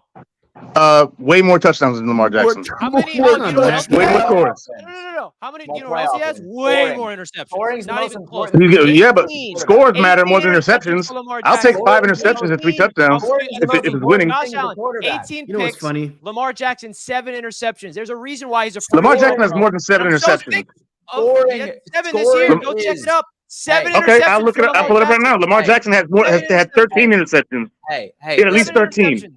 Scoring is the most important thing that a quarterback can do, and Josh Allen. Okay, 7 interceptions, and okay, you're right about that. I missed that one. Yeah, I know I'm right about that. This right here should drive you. you. The 18 is not even close. First team All-Pro for a reason. Okay, and 11 fumbles. And 11 fumbles. Sick of everybody discrediting AP 11 fumbles. This should say something about it. Josh Allen led the league at Hey, get this. Josh Allen led the league in interceptions, but he also led the fucking league in touchdown to interception ratio. That just fucking tells you how much this man scores. And that's the most important thing. I caught you, bro. Josh Allen had 5 more turnovers than Lamar and 15 more touchdowns. 15 more touchdowns. I caught you, bro. You know how I caught you? Because you've been sitting up here in this entire debate talking about how quarterbacks is not or wins is not a quarterback stat, but your one accolade is, well, he has more playoff wins. That's the one. So how can on one hand playoff wins not be a quarterback stat, but you're using that stat as a reason to bolster him over Lamar? That's okay. So what are Lamar's stats in the playoffs versus Josh Allen's? It's not close. It's not close. Quarterback stats, not the win, but the statistics in the playoffs. It's not close. Y'all worse than 2 years, bro. I can't. No, two sucks. But. This debate is damn. I wish I would have let him on here because I was going to ask him what was his thoughts on the game, seeing that they did lose to Mahomes again. Because I know you can't debate Mahomes over Josh Allen. I know you can't do that. You could debate Lamar. He probably would give a damn. He probably would. So I've been on record, and so I said that Pat Mahomes is a better quarterback than Josh. I'm not going to say that. I'm not stupid. Oh my! I can't believe y'all. There's a reason why they were the first seed, because their quarterback never in this season put them in a position to lose a game. And TD, and Josh Allen did that at least 5 times. I'm so sorry to keep hammering on the same point here, but it's not like Lamar Jackson, the Baltimore Ravens, are just the first seed and that's it. He was first team All-Pro. Why are we discrediting that? That is the award. You win when you are the best player at your position. Case closed this season.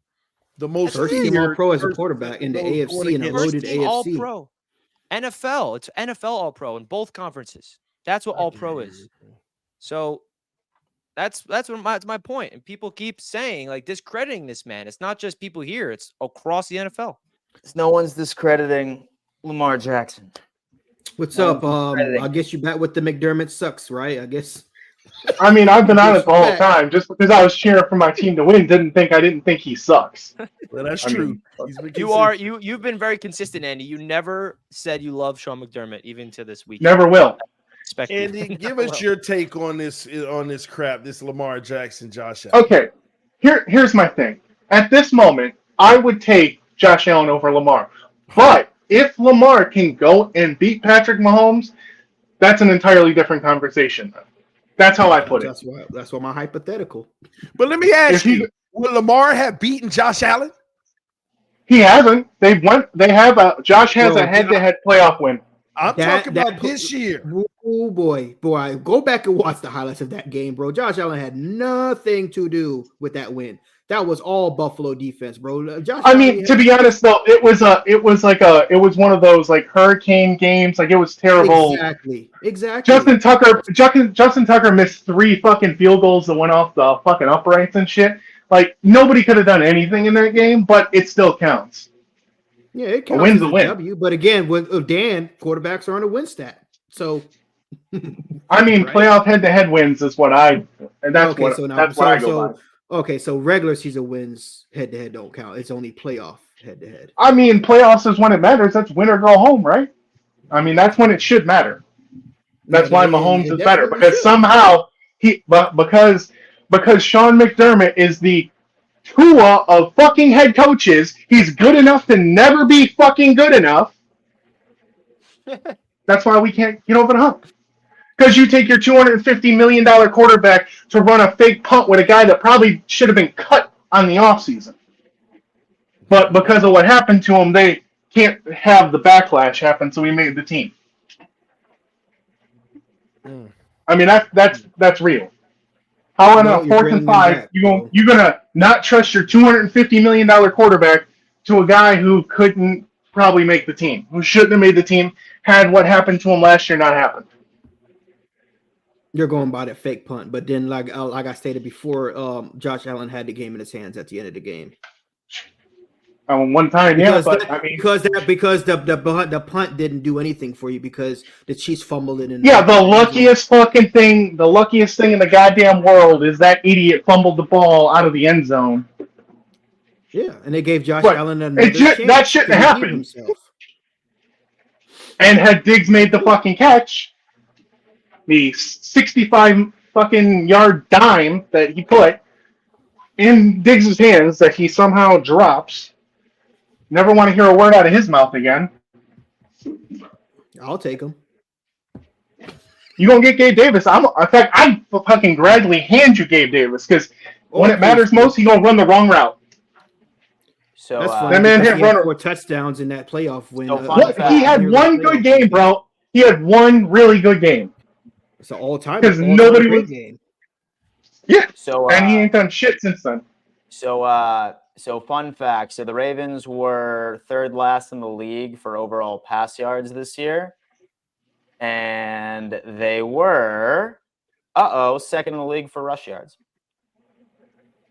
Because I mean, Lamar has a lot to do with that too. They have to worry about running the ball.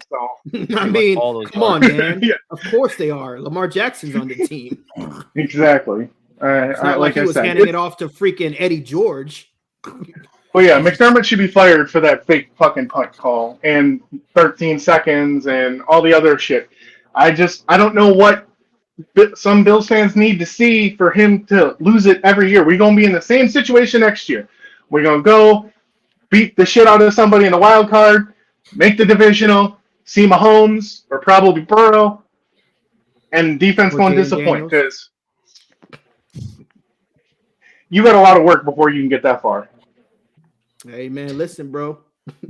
I'm willing to. We willing to put in that work. You know what I'm saying?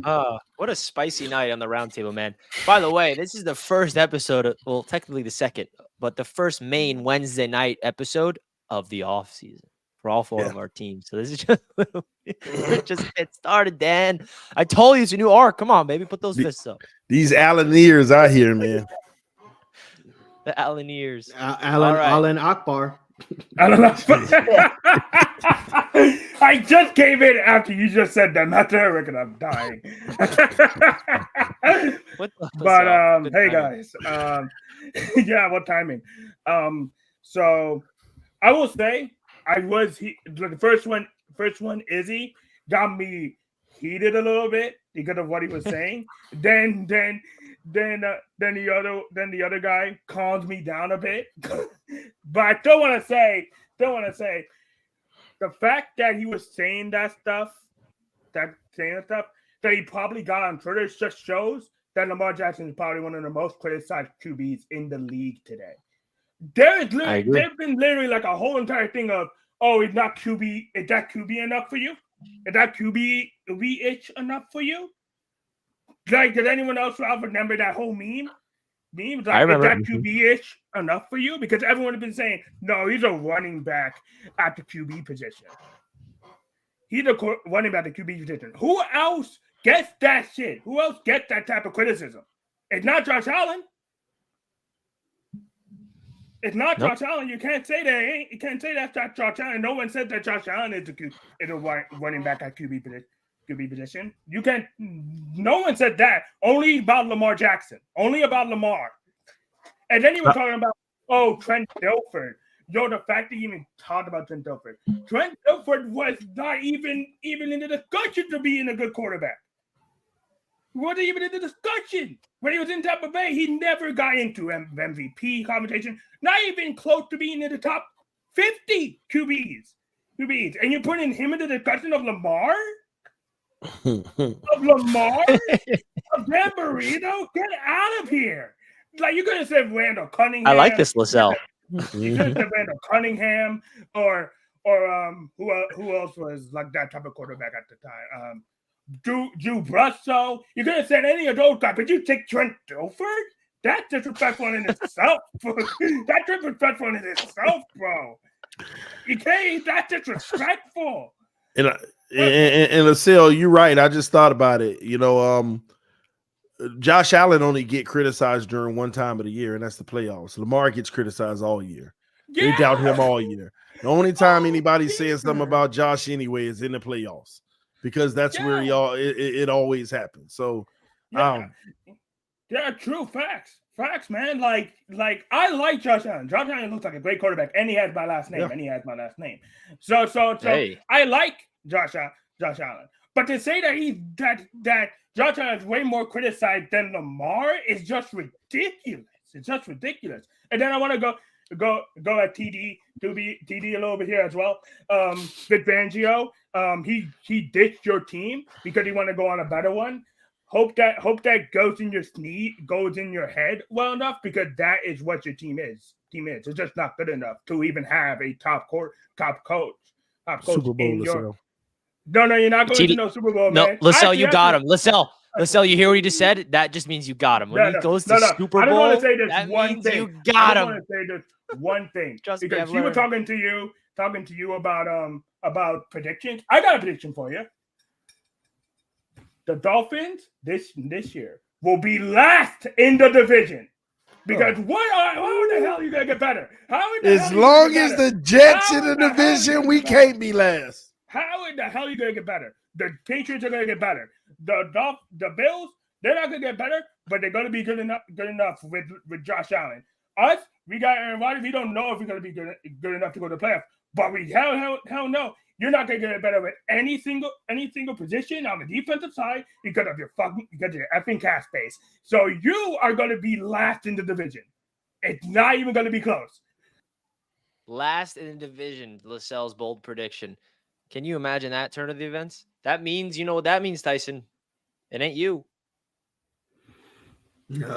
I need to see who we get at quarterback, bro, before I go to who's going to finish first and last. I'm retiring, bro. Oh, come on. I've dealt with it. Come on, man up. I mean, I've dealt with it for the first 3 years. Tyson has to handle it this year. You can handle it once. No, I wouldn't even. Nope. I mean, you've handled last place in Bleach Report all year, but that's another conversation. All right, we got a great 3 callers left, 3 regulars who are really excited to bring in. Next up, the one and only. AFC East Roundtable, gentlemen, how are we doing this evening? This man introduction. Doing good, King Lesky.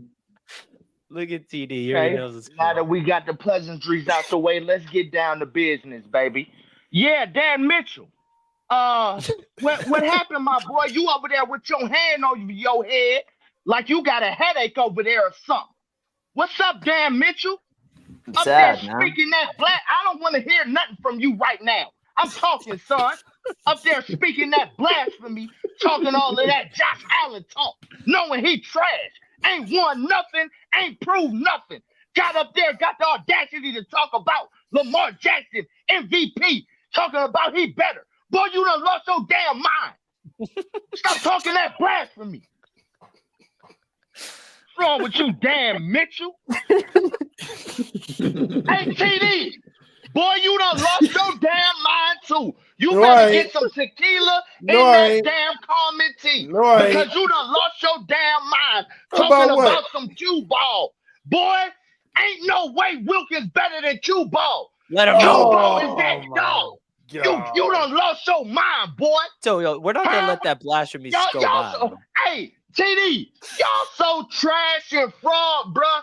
You already know that you got a lot of audacity coming on this channel, disrespecting this channel here, talking all of that nonsense, and then got the audacity to go on your channel and talk all of that truth.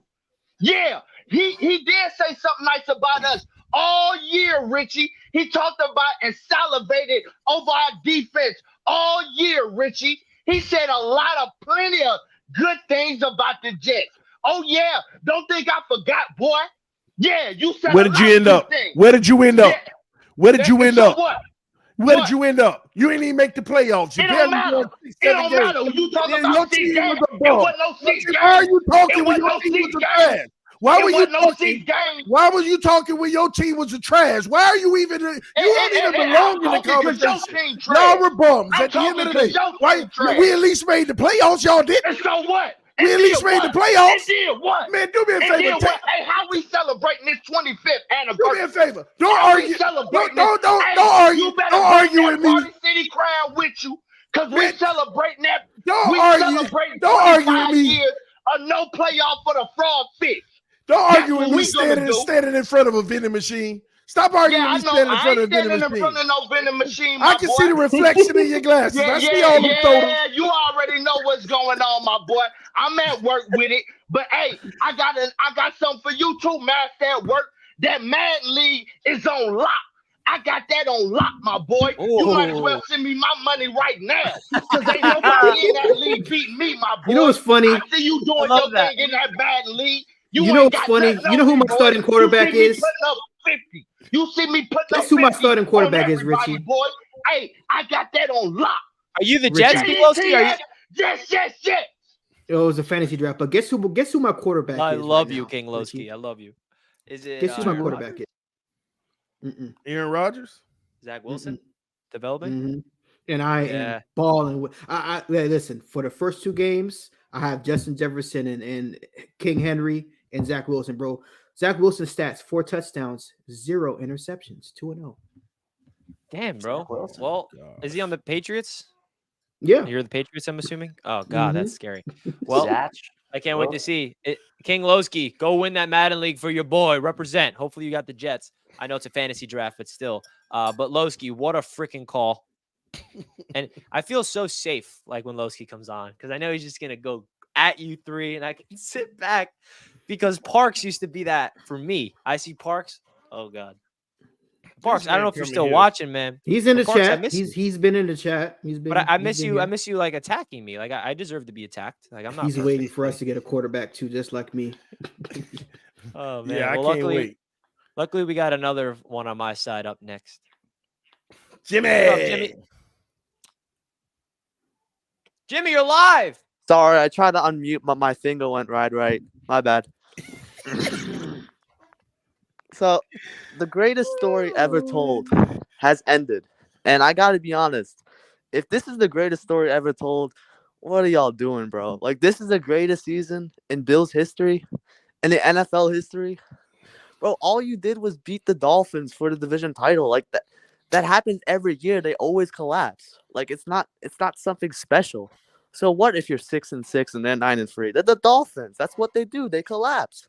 That's just what happens. All right, now, You know, Jimmy, come on now, bro. And bro, the Bills are just like, bro, you're like 0-3 against Patrick Mahomes in the playoffs. Like, bro, you actually thought you're gonna beat the Chiefs, bro. You ain't beating shit, bro. Bro, y'all did a Make-A-Wish Damar Hamlin fake punt. Who does that with the AFC title on the line? What the hell, bro? And all this talk, Lamar Jackson being worse than Josh Allen's out of Like, I can't even comprehend this, bro. Y'all keep on bringing that Josh Allen's better playoff wins, but what the hell has Josh Allen beat in the playoffs? Mason Rudolph, Mac Jones, Skylar Thompson, bro. And Four yes, out he of did 5 beat of those Lamar. teams were top He 10 beat Lamar, defenses, but he left in the 4 third out of 5 of quarter. those teams were top 10 defenses, fool. Hold on, give me that again, Jimmy Casket. That is a great comeback. Who were the quarterbacks? 4 out Skylar of 5 of Thompson, those Mac defenses, man. Jones, Josh Mason Allen isn't Rudolph, fucking throwing pads Philip on his Rivers little linebacker retirement out there, party. fool. That's who they beat, bro. That's such a Rivers that's such a retirement casual party. take. Get that shit out of here, bro. That Bro, is true, though. bro, That's Lamar true. Jackson- That's such a casual take, bro. It breaks my heart. No, it The ain't. breaks my Baltimore heart. Ravens, No, it ain't. they fired. It's so casual. It's Jimmy fucking giving No. TD Bro, ammunition. no. He's The Ravens, they fired the offensive coordinator Greg Roman. They hired a new one, and now Lamar Jackson is scoring for fun. He was the problem all along. Now, with a new offensive coordinator, Lamar Jackson's in the AFC Championship, poised to go to the Super Bowl and perhaps win it, bro.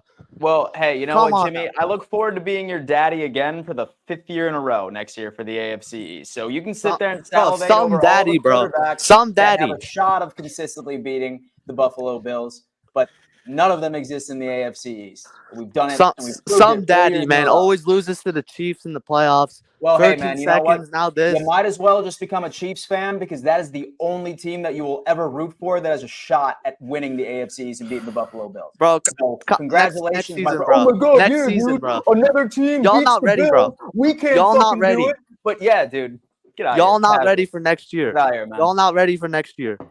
Get out of here. Aaron Rodgers about to. So does Josh Allen only have he has 4 playoff wins? He has 5. 5. He has 1 against Lamar.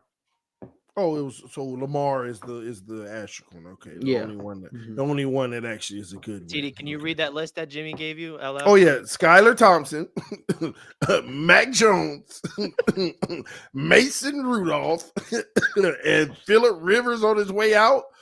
Oh, I didn't know this. I didn't know this. For all these Bills fans, oh, Josh, look at his playoffs. Look at his play. What's Mason, the what? what's the Dolphins record in the playoffs? Hey, The past Dad, this 25 ain't about years. us right now. This ain't What's about us that right record, now. bro? We ain't got none. We ain't got none. What's That's that fine. record, man? I can see. We don't have none there. But you mean that I had no idea Josh Allen has beat Mason Rudolph.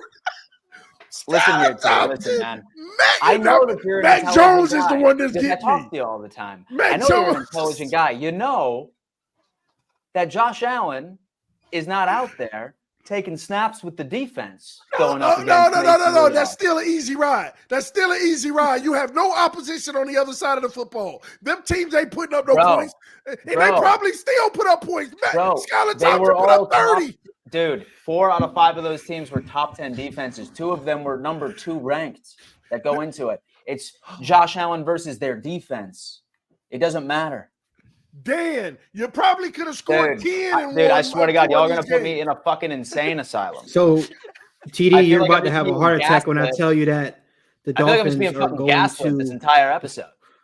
the Dolphins are going to be interviewing Matt Patricia for the defensive coordinator. Oh, Good. way. Bring Tell him me on. that's real. Tell me that's Dude. real, please. Dude, Matt Wait, please Patricia. what's bring the in the story? last Patreon guy. What's the Like, story? Look at TD, bro. Dude. Like right before I have a fucking aneurysm on screen, bring in the last Patreon guy. Okay? Yeah, you Wait. mad? You mad because Fucking Josh not. ain't playing nobody? I'm talking nothing. Hey, Dan, I know Hey, they feel Glenn, like first they've off, been getting on you. Glenn, I don't want to hear nothing because I haven't seen you since your poor Dolphins lost to the Bills for the AFC. I haven't seen you, Glenn. Wait. I come I in haven't and seen you nowhere. fingers up. The reason why is, hey, when the wife says she wants to go on vacation, I don't get to watch football.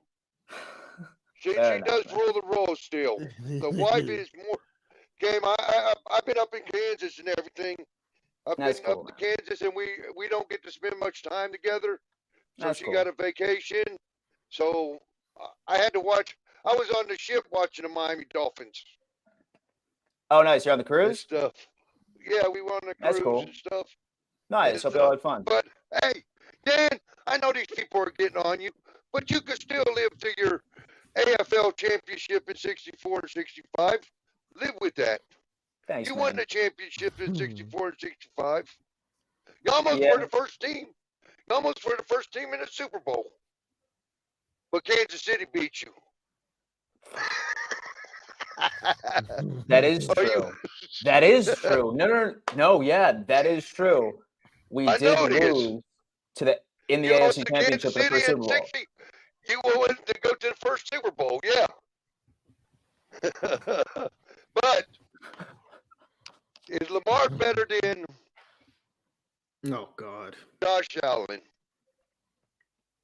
Josh Allen's problem is it's always been all season, and last season he never. If he stopped throwing to the ground or throwing garbage where the guys have to pick it off their feet, he probably would be. But he never throws a receiver open. Never. Every pass I see to him is like he has to throw it perfect every single time instead of leading the guy. Yeah, he threw that 66-yard bomb, but if he would have thrown a 68-yard bomb, that was a touchdown. He never leads a guy. If you watch him, watch the all 22 and see how many guys have to go to their knees. He never gives them a chance to run without catch the ball and run. It's always like right to him, hits them, and it's done. Lamar, at least, Lamar's thing is he's improving every year. How much more can Allen improve? Let's cut the turnovers.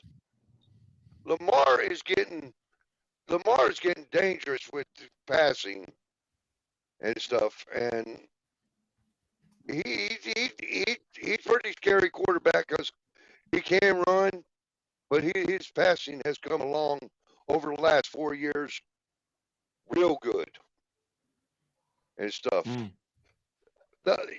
Pretty much what I see with Allen is the same thing I seen 2 years ago. Maybe not even as good.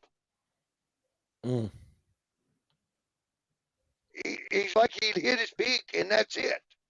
You are what you have with Allen. Lamar is getting better. Is there another level for Josh? I don't know. That's the thing. He does the same thing every year. I don't know if there's another level and he needs to get to it. He does the same thing. And I don't know if there's a higher level to Allen.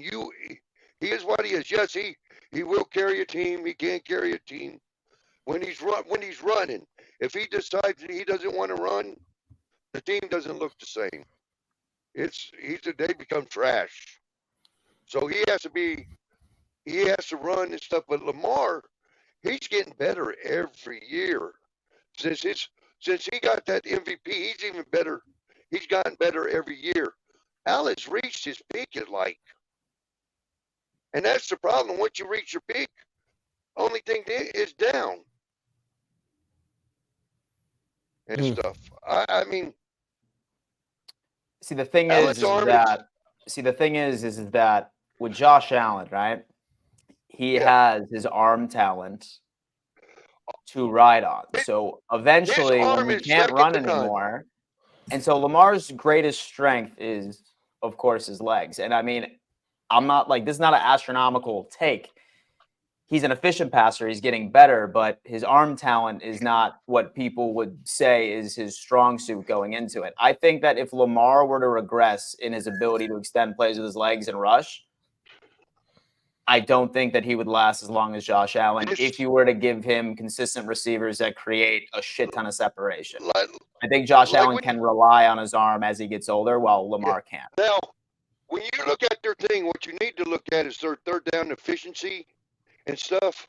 That's a big difference. That's a big stat that people, because if you're always getting first downs, then that's it. But Josh, I don't know if you don't get any more out of Josh.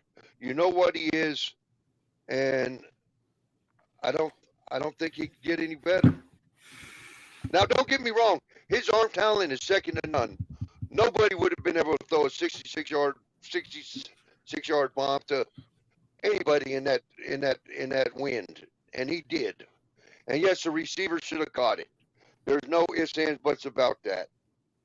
But you throw 68 and he catches them in stride and stuff. But Allen tries to be perfect with all his ball placement. That's a nitpick. My opinion. What? I feel like nitpick, like that throw to Diggs. Like I know TD has been saying it. Like I'm not gonna blame Josh Allen for that drop. No, Diggs still should have caught the ball, but we're not going to sit here and act like he didn't have to slow down and reroute. Like, but in Josh Allen's defense, Tua doesn't even reach that. Like even we know that. We know that. But like that's why you can't knock Josh Allen for underthrowing a 60-yard. Wait. Like he's the only quarterback that can you stretch stop the field saying that way. 60 yards? The ball didn't even go 50, Richie. It just looked like it. He didn't, It bro. was like, all right, maybe what was it, 40 to 50 yards on a tight rope? I mean, bro, that was I gotta rewatch it then because I was a dime. No, Dan, you know how many yards Nobody it would was? have made that throw though. Nobody else in the league could have That's what made I'm that saying. throw that Josh far Allen's the only in quarterback that in the NFL that can make that throw. We're criticizing that he under threw it. In, All right, in let me that see. I have win it that right they here.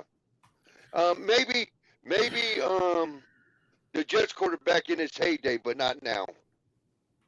Bro, that was in 7. He threw it from his opposing 10-yard line. And Yeah, from the 10, and it 15. went to the. What is he talking about?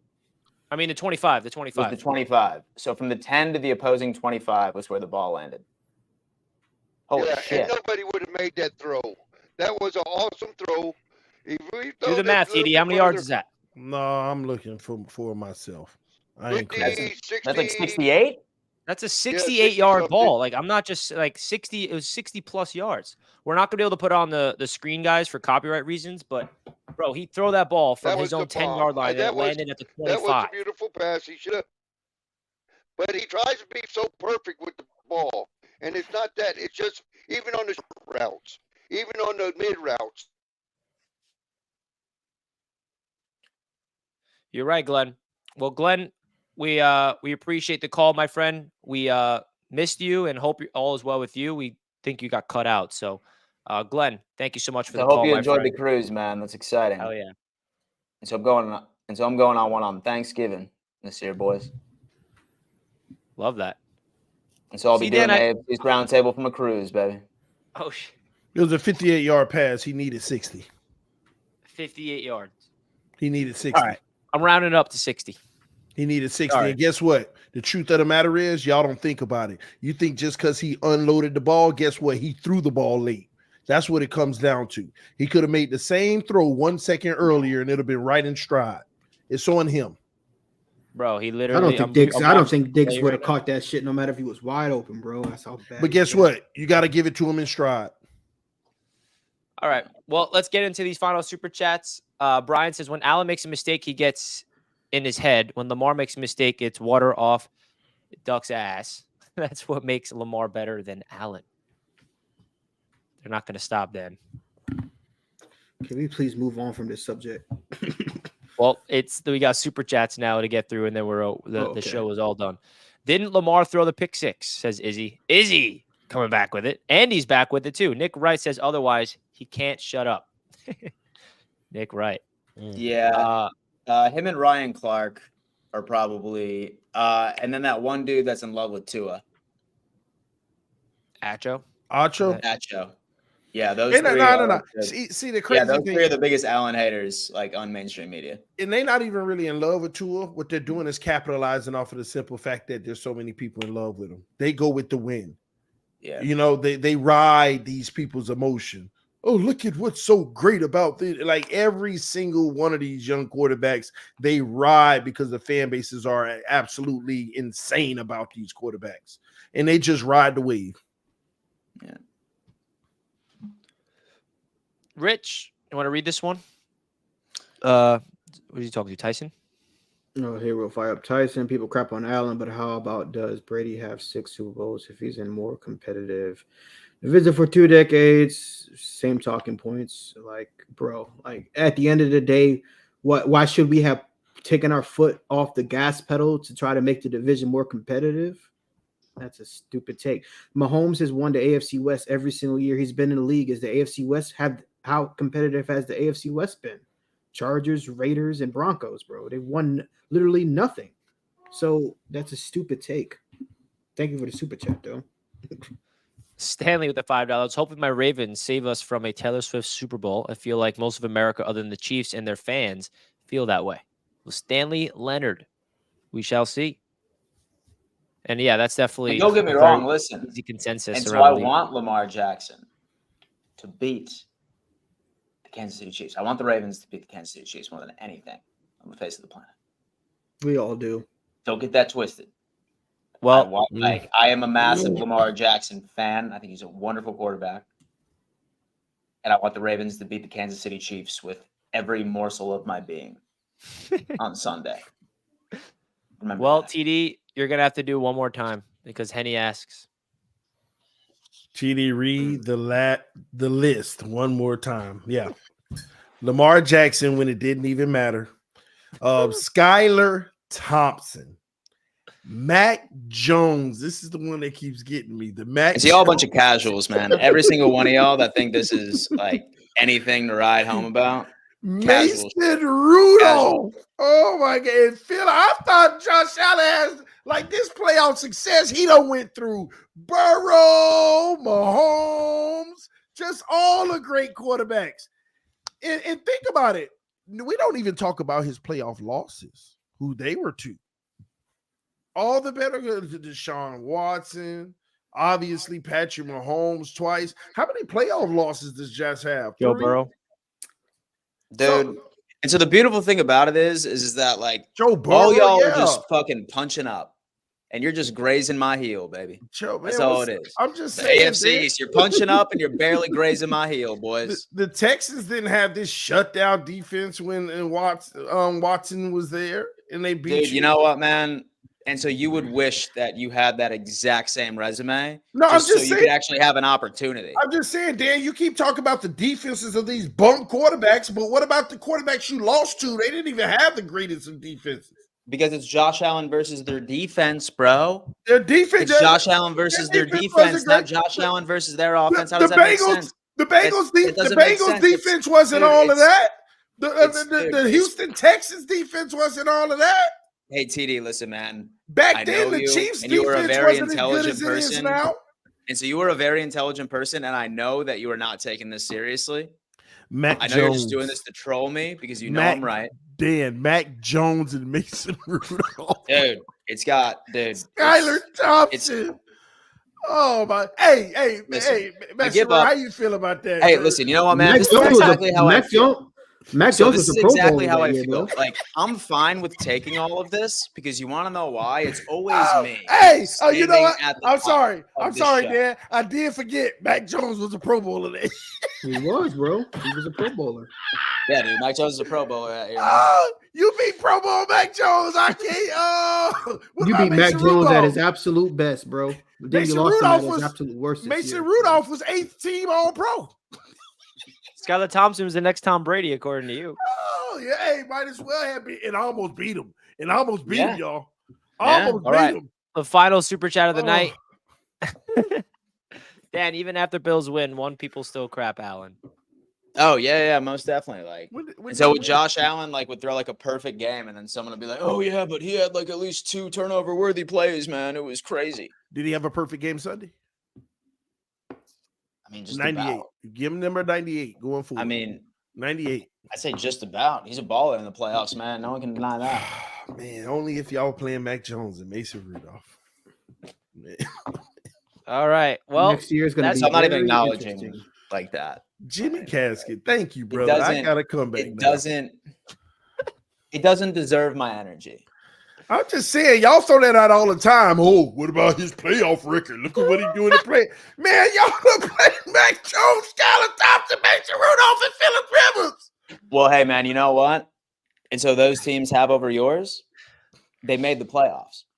And that's fair, Dan. That's fair. Yeah. Mason Rudolph. Oh my gosh. Well, stay tuned, guys. You got a little glimpse of what it's going to be like here in the AFC East Roundtable this offseason because we don't have any games to talk about. It's just us, going after each other. And it's going to be a lot of fun. So thank you guys so much for tuning in. Don't forget to hit the like button on your way out. Thank you guys so much. And let's enjoy Championship Sunday, baby. Let's do it. See you guys next week. Peace. Peace.